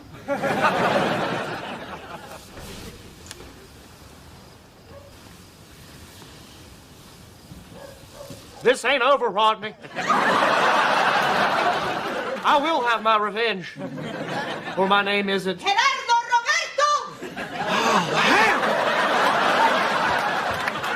Where were we?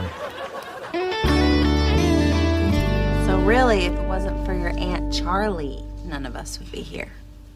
How come you never told me that? Well, you always got so puffed up about being irresistible, I didn't want to burst your bubble. So what happened after the kissing? Well, that's when your mom and I realized that the truck needed new shocks. Time for bed, boys.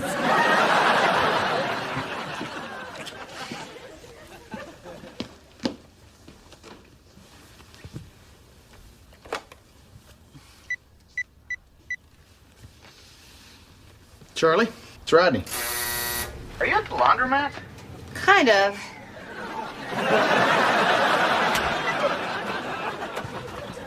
Don't be mad.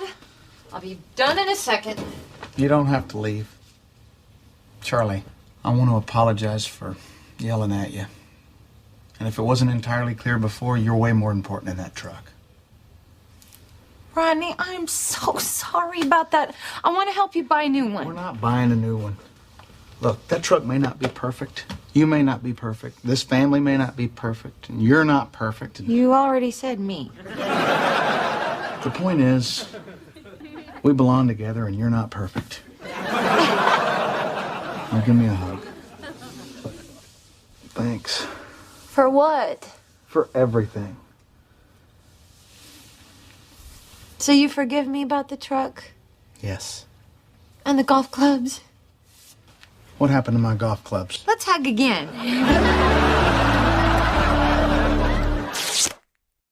Heavenly.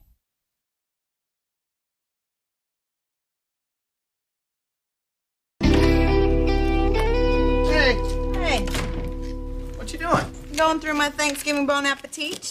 You know, I don't know why you marked that up like that. It's not like you're going to make any of those recipes. Yeah, well, you're never going to date any of those swimsuit models in your magazines, but you still study them. You know what I was thinking?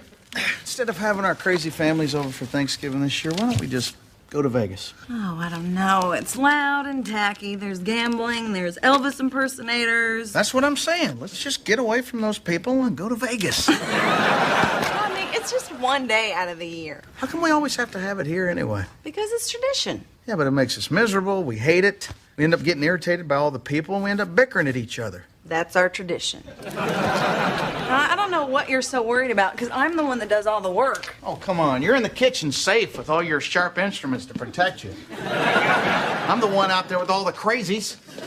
2 years ago, my Aunt Sally carved her name in the piano in there. And last year, your Uncle Leonard stole 2 of my shirts, and I'm pretty damn sure he got my hedge clippers. And every year, I gotta find a way to choke down Aunt Ruby's pink stuff. What is that? I don't know. But it did stop the garage door from squeaking. Look, this year I just want it to be us 4. Just me, you, Jack, and Bo. Can we do that? Hell yes, we can. I'll start by inviting Mom. What are you going to tell her? I'll just tell her the truth. Hey, Mom. Listen, I got some really bad news. Jack was up on that old rickety ladder, and he was hanging a welcome grandma sign for Thanksgiving. Then he fell off and broke his leg. Don't worry, no one's blaming you. Anyway, Thanksgiving's canceled, so we'll see you at Christmas. Okay, I love you. See? That's simple. Jack, Hey. do me a favor. Next time you see Grandma, walk with a limp.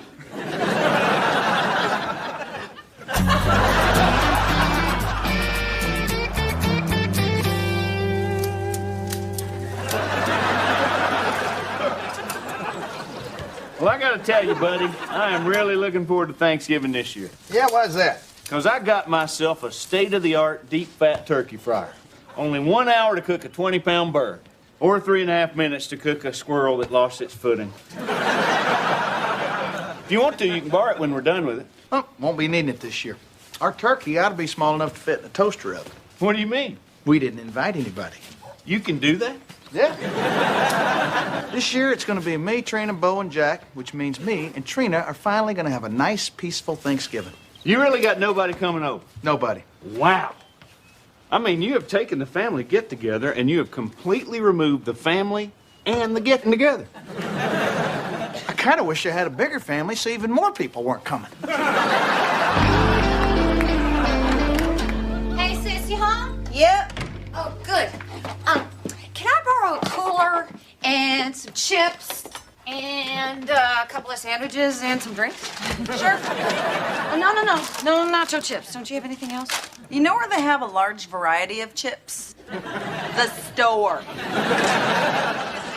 It's just that I have another date with Jim, and he is totally amazing. And I'm doing everything right, which means no, I am not sleeping with him too soon. See, the last guy I went on a picnic with brought nacho chips, and I got that orange stuff all over my face, and he started wiping it off, and one thing led to another, and we wound up doing it. So no, nacho chips. You know, it seems like I've heard this story before, only last time you were eating ribs. Well, I can't wait for you guys to meet Jim on Thanksgiving. Speaking of Thanksgiving, Rodney, What? speak of Thanksgiving. You want the mustard? It's yellow, too. Okay, Charlie, look. This year we're just having a small Thanksgiving. Thank God. Because between your family and my family, this place is like a zoo. This is exactly why it's just going to be us four. Gotcha. You, Trina, me, Jim. No. Me, Trina, Bo, Jack. Plus me and Jim. I'm getting 6. Look here, Charlie. Here's a table. Here's me, Trina, Bo, Jack. See? 4. Plus me and Jim. I'm still getting 6. Hey, Sweet Pea, I brought you the table you borrow every Thanksgiving. I already hosed it off. You want it in the house or out here? Well, Daddy, the thing is that, In or out? My back's about to spasm. We gotta come. Jim will see everything that you guys have, and he will want the same things with me. No, you're not coming. Do you want me to get married and be out of your house forever or not? I don't care if you get married. So, Daddy, that's why this Thanksgiving, it's just gonna be me, Rodney, Bo, and Jack. So see you on Thanksgiving. I'll bring the cranberry sauce. Hey, Daddy. Fine. Don't worry about me. I'll just have my turkey in the church basement with all the other parents of hateful daughters. Okay, Daddy, we'll see you at 3. Better make it 3:15. I gotta stop by the gas station and pick up my famous homemade pumpkin pie. What the hell just happened here? Well, first you back down, and then I back down, and now we've got 8 people coming to dinner. No, I count 7. No, 8. I invited my dad, and now you've got to invite your mom. You know how competitive they are? Okay, 8, but that's it. That's got to be it. More than that, my plates won't match. Honey, please. We haven't had plates that match since your cousin tried the pull the tablecloth trick. Hey, Mom. Good news. Thanksgiving's back on. Turns out Jack just sprained his leg. So who'd you tell first, me or Carl? Of course I'm telling you first. What do you want to bring? Pumpkin pie. No, Carl's already bringing that. Why don't you bring a salad? And I'm serious. We're keeping it small. I understand, small, but more from our side. No. You show up and you got somebody with you, they better be in a bowl and their name better be salad. I'll see you Thursday at 3. Okay, Connie. 3 o'clock at Trina and Rodney's. Yeah, that's right, Dylan. 3 o'clock at Trina and what's his failures? Oh, you gotta bring her. She makes her own vodka. Hell, bring him. That's what minimum security prisons are all about. Oh, and Ruby, honey, we're counting on you to bring your pink stuff, because it's Rodney's favorite. Easy. Sorry. Love your sweater. Yeah, it's crowded. You seen a line for the bathroom? Yeah, we're in it.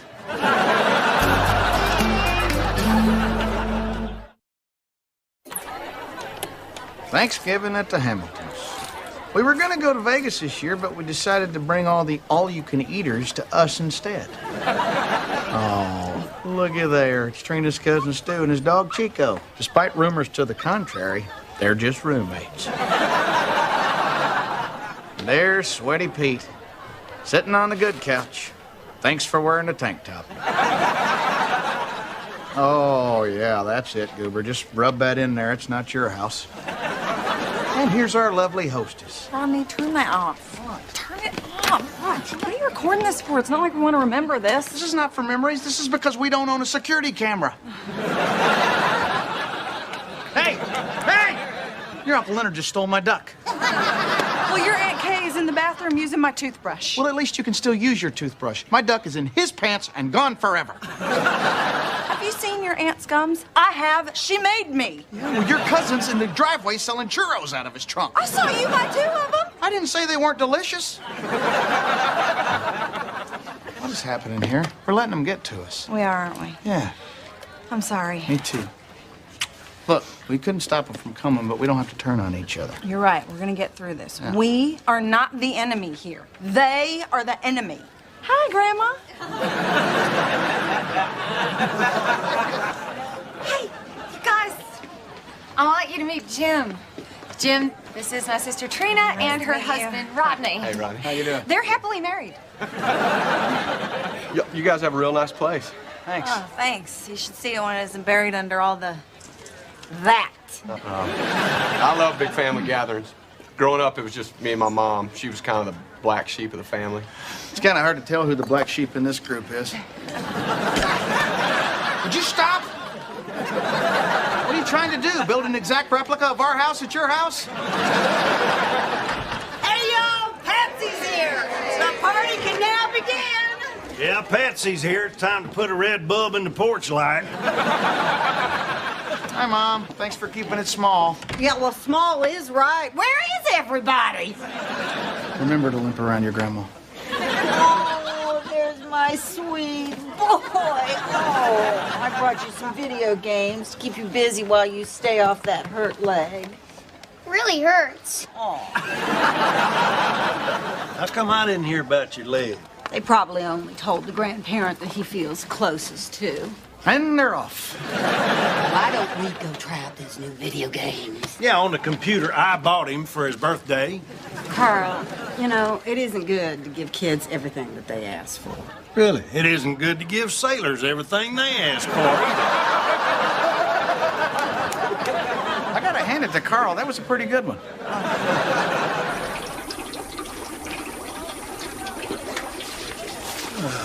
Look at him, Barry. Me and Trina's family. They are the reason most traffic signs don't have words on them. Well, I gotta say, your small Thanksgiving bears a striking resemblance to your regular Thanksgiving. Shut up, Barry. How come you're not at your house anyway? Oh, my family already came and went. We have Thanksgiving dinner at 10 a.m. Jeannie can't wait. So you're gonna eat turkey twice in one day? Oh, once you've had deep fry, you'll understand. I'm telling you, it's crispy on the outside, moist and succulent on the inside. Buddy! I know it's bad for me, but my liver's gonna give out way before my heart does. Let's quit talking and get to dying then. Now look, this fryer gets real hot. And it doesn't have a thermostat, so we gotta watch it every minute so it don't blow. Look around, Barry. Don't I have enough stuff to keep my eye on? Leonard, what's in your mouth? Spit it out. Spit it out. These are my keys. These are my keys, Leonard.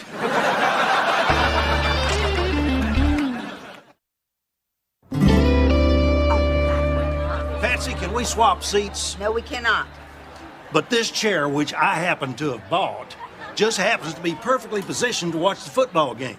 Well, I co-signed on the house, and the house trumps the chair, so I ain't moving this ass.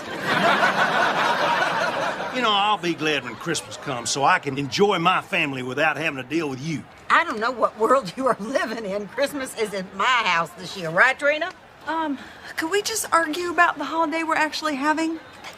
You're coming to my house. I already bought a tree. If you already bought the tree, it'll be dead by Christmas. It's artificial. Oh, you mean fake, like your ridiculous cowboy persona? No, I mean fake, like your new tatas. Oh, my God!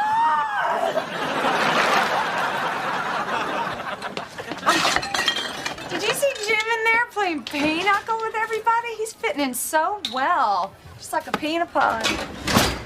Well, I haven't really noticed because I've been a little busy. Do you think that you could help out with something? Sure. What needs doing?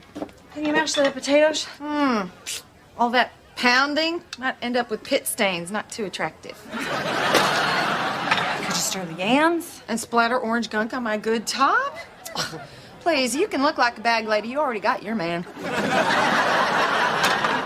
Where are you putting a rock in my shoe? So you'll remember to limp. Well, Rodney, you're gonna have to watch the fryer for a minute. I got to go out to the truck and get one of my beers. Why don't you just bring them in? I'm not gonna share my good beers with these yokels. Trina's side, you know.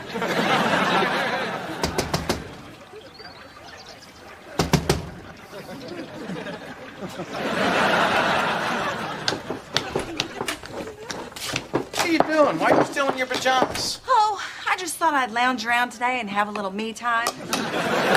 Because I've been working since the second I got up, Rodney. I need a little help here. Can't you find somebody else? Barry just went to get a beer, and I gotta watch a turkey fryer. Apparently, when you watch turkey fry, you can't do anything else. Yeah, I noticed. Hey, I wasn't the one that wanted everybody to come over. And yet you invited Charlie. I did not invite Charlie, and I have a diagram to prove it.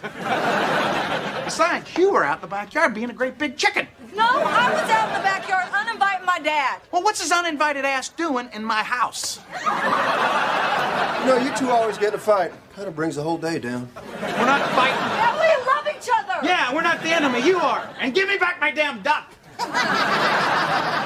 I'm gonna go take a shower, do something of use in the kitchen. I can't. I gotta watch a fryer. Well, watch it through the kitchen. I can't watch it through the kitchen. I can't see over the big pile of dirty dishes you left in the sink. I might kill you today. Dad? Mom? What are they doing? What was Grandpa doing to Patsy? He was checking her for ticks. Go play. Be a child forever.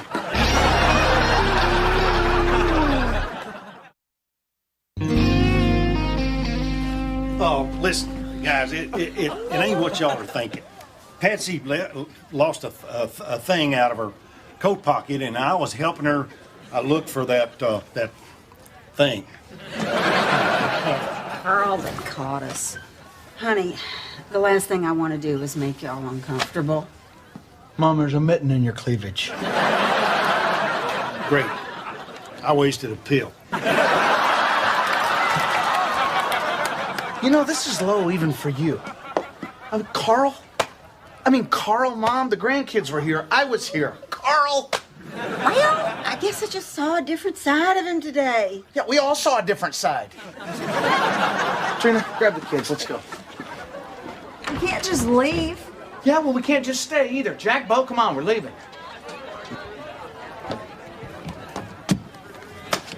We're blocked in. Who's got the RV out front?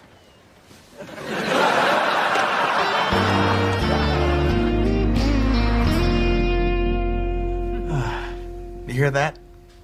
Hear what? The sound of us not bickering. You know why? Because it's just us four. You know, I knew Thanksgiving didn't have to be torture. I knew it was them and not us. There was a minute there where I thought it was you, but it wasn't. It was them. There was a minute there where it was you. Hey! Charlie, what are you doing here? The washing machine was out of beer. Why are you here? Because we are having a small Thanksgiving, just the four of us. Trina, it's Thanksgiving. Let the kids eat with us. Hey, y'all. Hi, kids. Oh, hell. Listen, we wanted to apologize for necking in your boudoir. Who got naked in a boot jar? Boys, go play pinball. We didn't mean to take advantage of your hospitality. It's just that we're both single and we get lonely, and there was all this great homemade vodka. Plus, she's got these new bazooms. Is that all you were interested in? Sure as hell ain't your personality. Hey, Rodney, you need to try one of these churros. They are... Rodney? Oh, my God. Everybody, get out! Save yourself! This turkey's gonna blow! Come on, no, leave the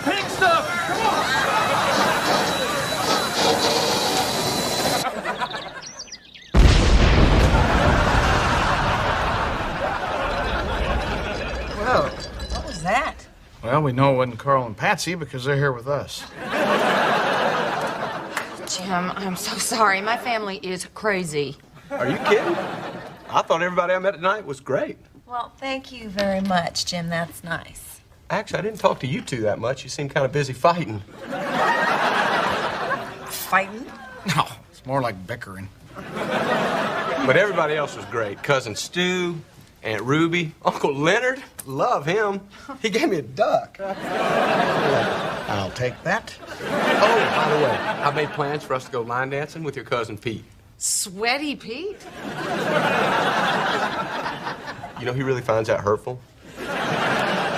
Oh, but listen, Aunt Ruby invited us over this Sunday for sweet tea and bridge. You know what? We're done here. That's it. Over. What? I thought we were having a good time, and I love all those people. I don't like most of them. Really? Mm-hmm. Well, then we don't like you either.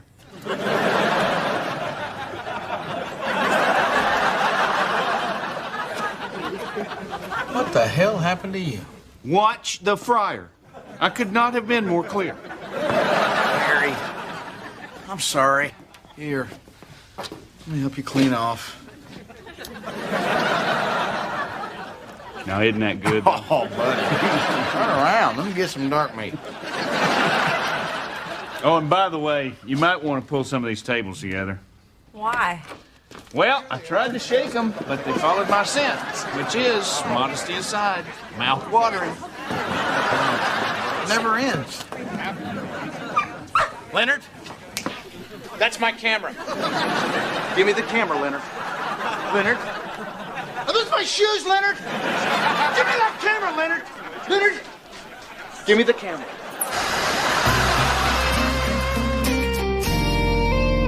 Well, we did it. We finally did it. Quiet family Thanksgiving. I am thankful to be in my own house with my own family that I love. I'm thankful Dad lied to Patsy so I could get all those video games. Welcome, buddy. I'm thankful for my scooter and waffles. Thanks a lot, Bo. Now I'm gonna have to think of a new one. I'm thankful for you guys, because you mean everything to me. Oh, that is so sweet. Okay, we're done here. Thank you so much. We really appreciate it.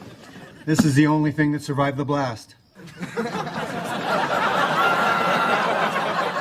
Rodney, guess what? Heavenly.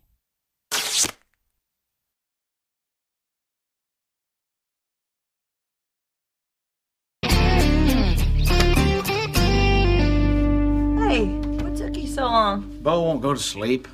He wanted to know why the tooth fairy pays kids for their teeth. What'd you tell him? I told him she needs them because she's always getting hers knocked out in bar fights. Poor Rodney. Why don't you just tell him that Santa Claus is a serial killer when he's not delivering presents? Because he did not ask me about Santa Claus. Love you. Love you. Good night. Good night.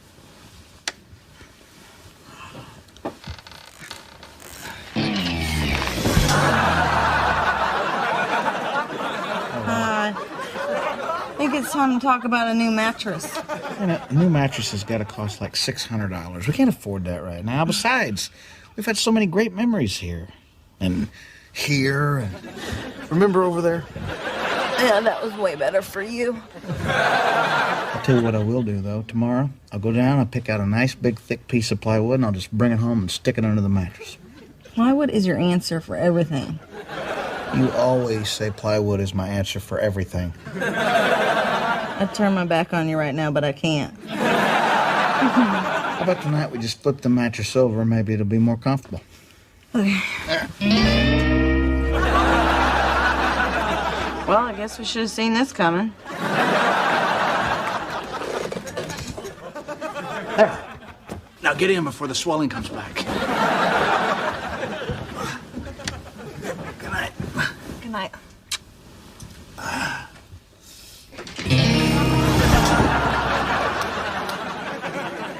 You know, people are better looking from farther away. You know, when you talk, my lungs fill up with air.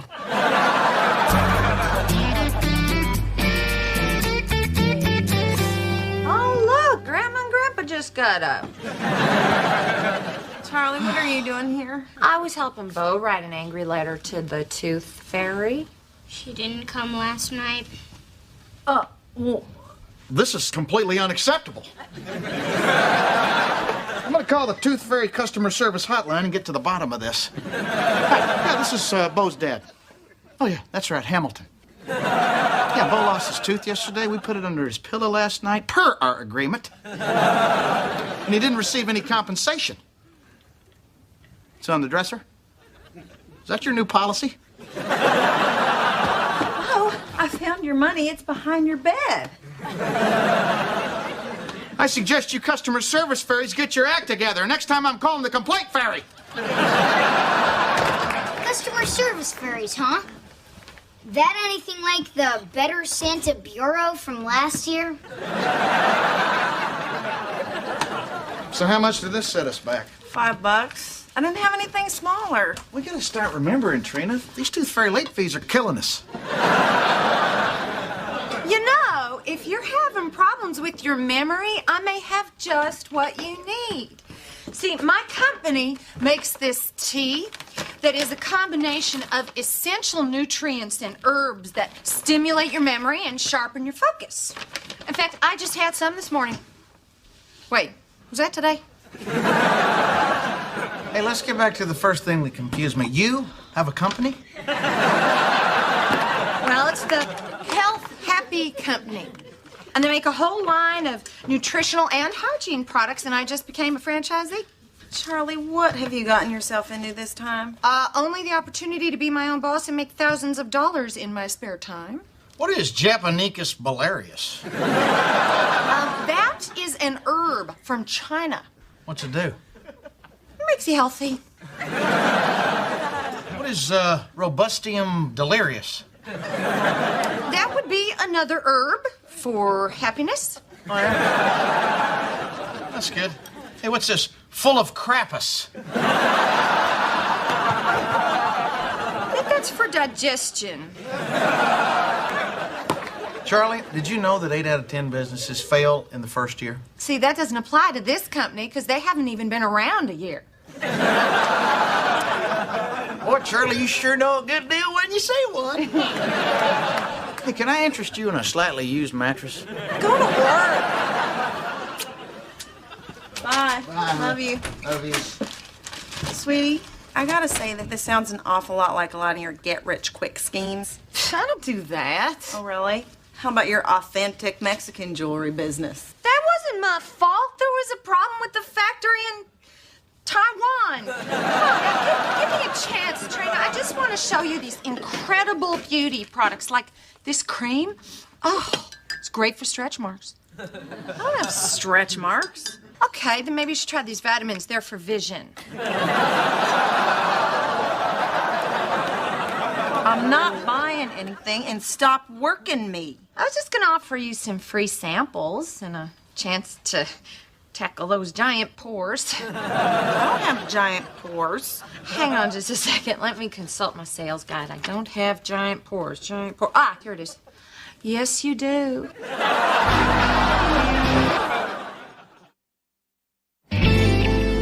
Okay, Rodney, what we're looking for is real linoleum. Real linoleum is made out of a mixture of 2 chemicals.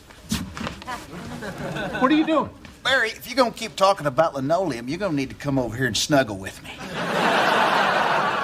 Come on, Rodney, we got work to do. I'm serious, Barry. Do me a favor. Just lay down on this mattress and tell me what you think. All right, but my top's staying on. Isn't that great? That's a wonderful mattress, isn't it? Can you imagine anything else feeling better against your bodies? I'm Carmen. Say something so she don't leave. Don't leave. Well, I see that you gentlemen are smart shoppers. Because when it comes to buying a bed, it's always wise to bring your partner.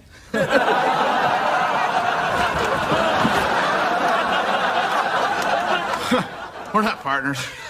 We're married. I mean, we're not, but I am. To a woman. Not unlike yourself. Yeah, I'm married to a woman, too. Very unlike yourself. May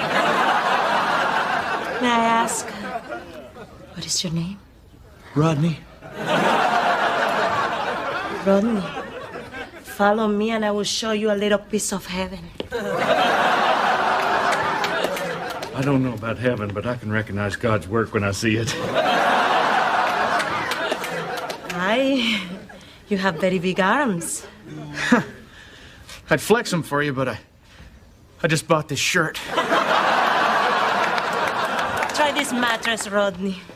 Oh, wow. This is nice. It's memory foam. It contours to your body. It's natural latex. Latex, it's also used as a sealant for cracks and crevices in your home. It's better than urethane because it cleans up better. My name's Barry. You seem to be an expert on foam, Barry. You're so charming. Hey! Who's buying the mattress here? I have to show you one more special feature. Your wife can bounce. She can roll. She can turn, she can toss.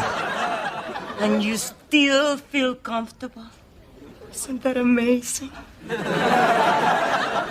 Could I have a turn? Hey, how much is this mattress? $1,100. What? I can't afford that. Rodney, you spend 1/3 of your life in bed. Now, I don't know your wife, but as a woman, I know I couldn't control myself if you brought this bed home with you. Sold! Of course, it's your call. And no payments for 18 months? I don't know. You're not going to break my heart, are you, Rodney? I would never do that. Great. I'll be right back. What just happened? I just made a big deal to Trina about how we can't afford a new mattress. Now I'm spending $1,100 on one. She's gonna kill me. Well, don't buy it then. You're right, I won't buy it. I'll just tell Carmen I'm not buying it. Do you want me to put this on your store credit? Yes, ma'am.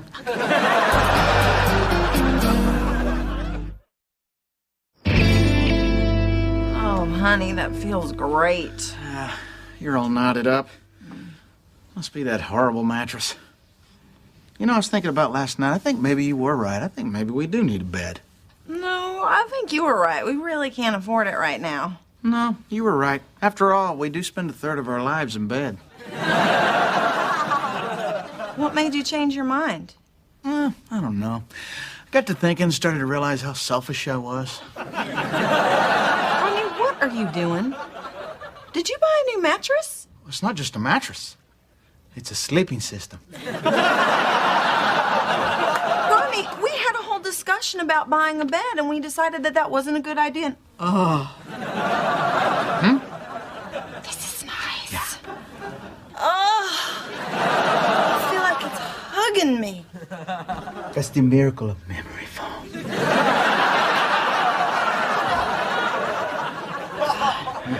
This is amazing. Yeah. How much was it? You can't put a price on comfort. Rodney.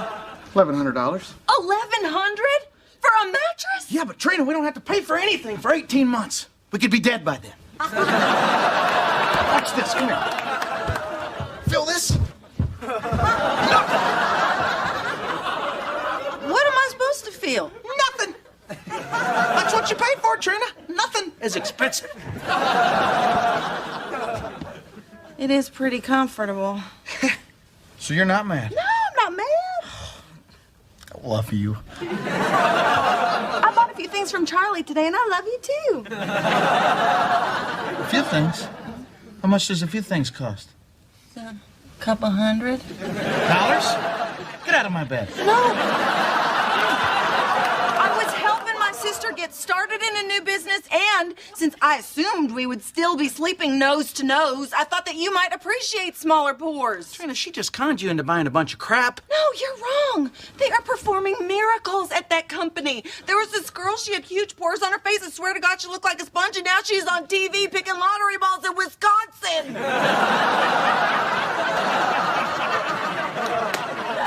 Well, if you could sleep knowing you were manipulated into buying a bunch of crap you'd have never bought, then pleasant dreams. But if you toss and turn all night long, thanks to memory foam, I won't feel it. Fine. Good night. Good night.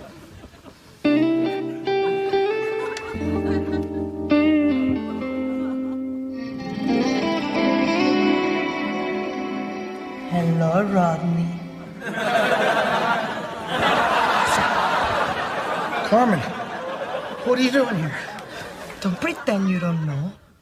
I don't roll around on the bed for just anyone. Really? Ha! Barry owes me a cheeseburger. You've been such a bad boy. How could you make your poor wife feel guilty when you know that you're the guilty one? Guilty? But I haven't done anything. Well, if you want, I will.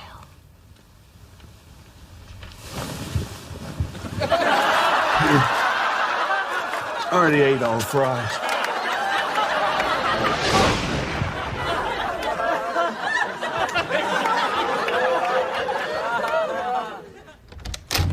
Rodney? Rodney! What, Barry? Just putting in the drain. You know the crew's finished with the bedroom if you think you'd be more comfortable in there. I'm sorry. I ain't been sleeping that great lately. Well, why not? Just got that new mattress. You ought to be fresh as a daisy. Cheating daisy, Barry. The past 3 nights I've been tortured by dreams of that sales girl, Carmen. She's been in my bed, half naked, throwing herself at me. It's horrible. Well, what'd you eat before you went to bed?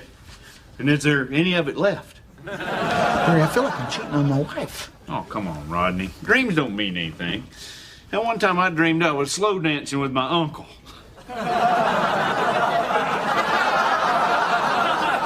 Let's get back to your problem. All right, let's say you dreamed you were driving a new 4x4 truck. Would that mean you were cheating on your old truck? That depends. Is that 4x4 giving me a lap dance?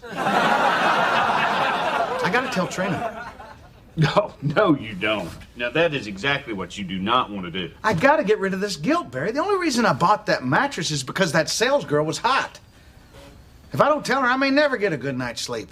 Okay, that's a good idea. Let's just both start telling our wives our sex dreams. That way we can finally get our own place together. I guess you're right. These dreams can't go on forever. Carmen, we have to stop. I can't do this anymore. Okay, then let's do this. Dear Lord, we're in public. They're having a white sale. Trina never misses a white sale. Stop fighting it, Rodney. Okay, but we're getting sloppy. Okay, honey, get up. Get out of bed. Come on. What? We gotta talk. No, what? Shh, not in front of the mattress.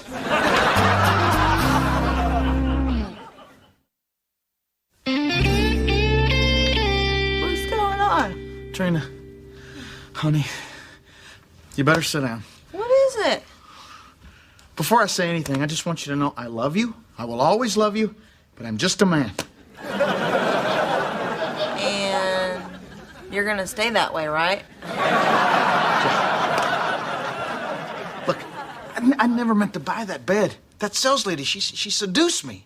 She was so hot and I was so weak.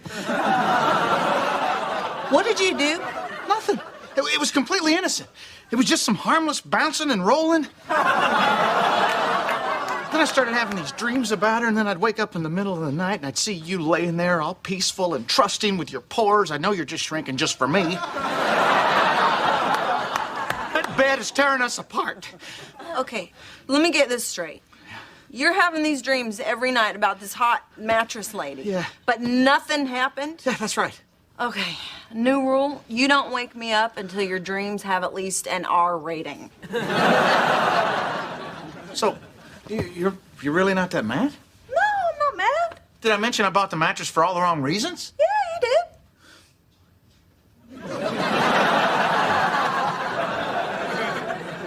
What'd you do? Nothing. Good night. Hey.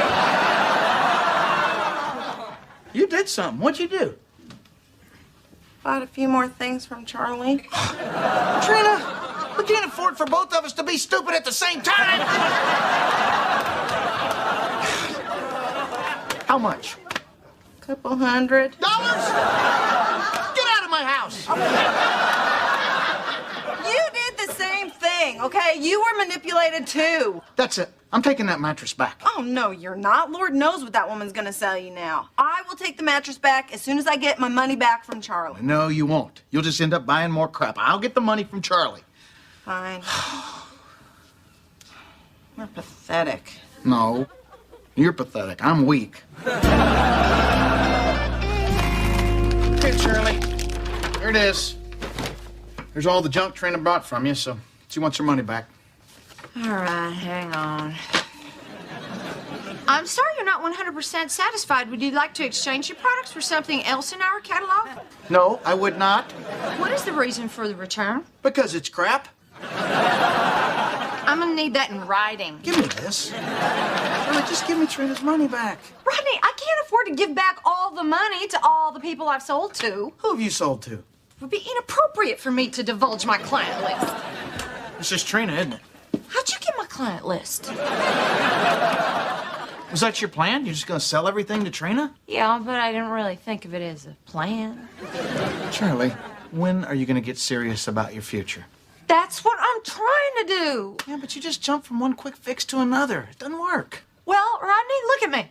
I am 33 years old. I don't have a career because I didn't go to college. I live in a crummy little apartment. This just isn't where I thought I'd be at my age. If I didn't have small pores, I wouldn't have anything. Charlie, if you want your life to be better, you gotta stop with these goofy businesses, you know? Find something you love and the success will follow, and eventually the money. So you make more money now as a comedian than you did at the fiberglass plant? I believe I said eventually. So as you can see, the coils provide maximum support as well as maximum comfort. Excuse me. Are you Carmen? Of course you are. Can I talk to you for a second? Excuse me, gentlemen. Hi. Is there anything I can show you today? I'm just here to return the mattress you charmed my husband into buying. I need a cheaper model. The other one's out in the truck. That is not a problem. Follow me. I love those pants. Well, but with your figure, anything would look great. Really? You think so? Mm-hmm.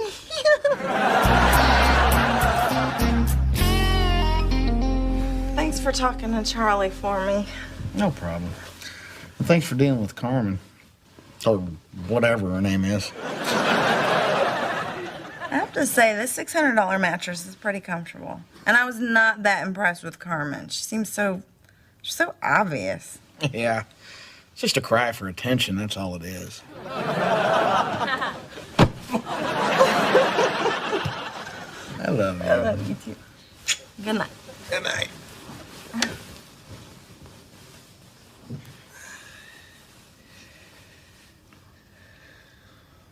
I bought $200 worth of sheets from Carmen. I loaned Charlie $100 to enroll in community college. You're pathetic. Yeah, but at least we'll sleep better.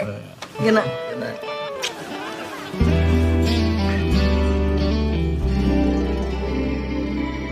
Trina. Aren't you going to tell him about the luxurious towers?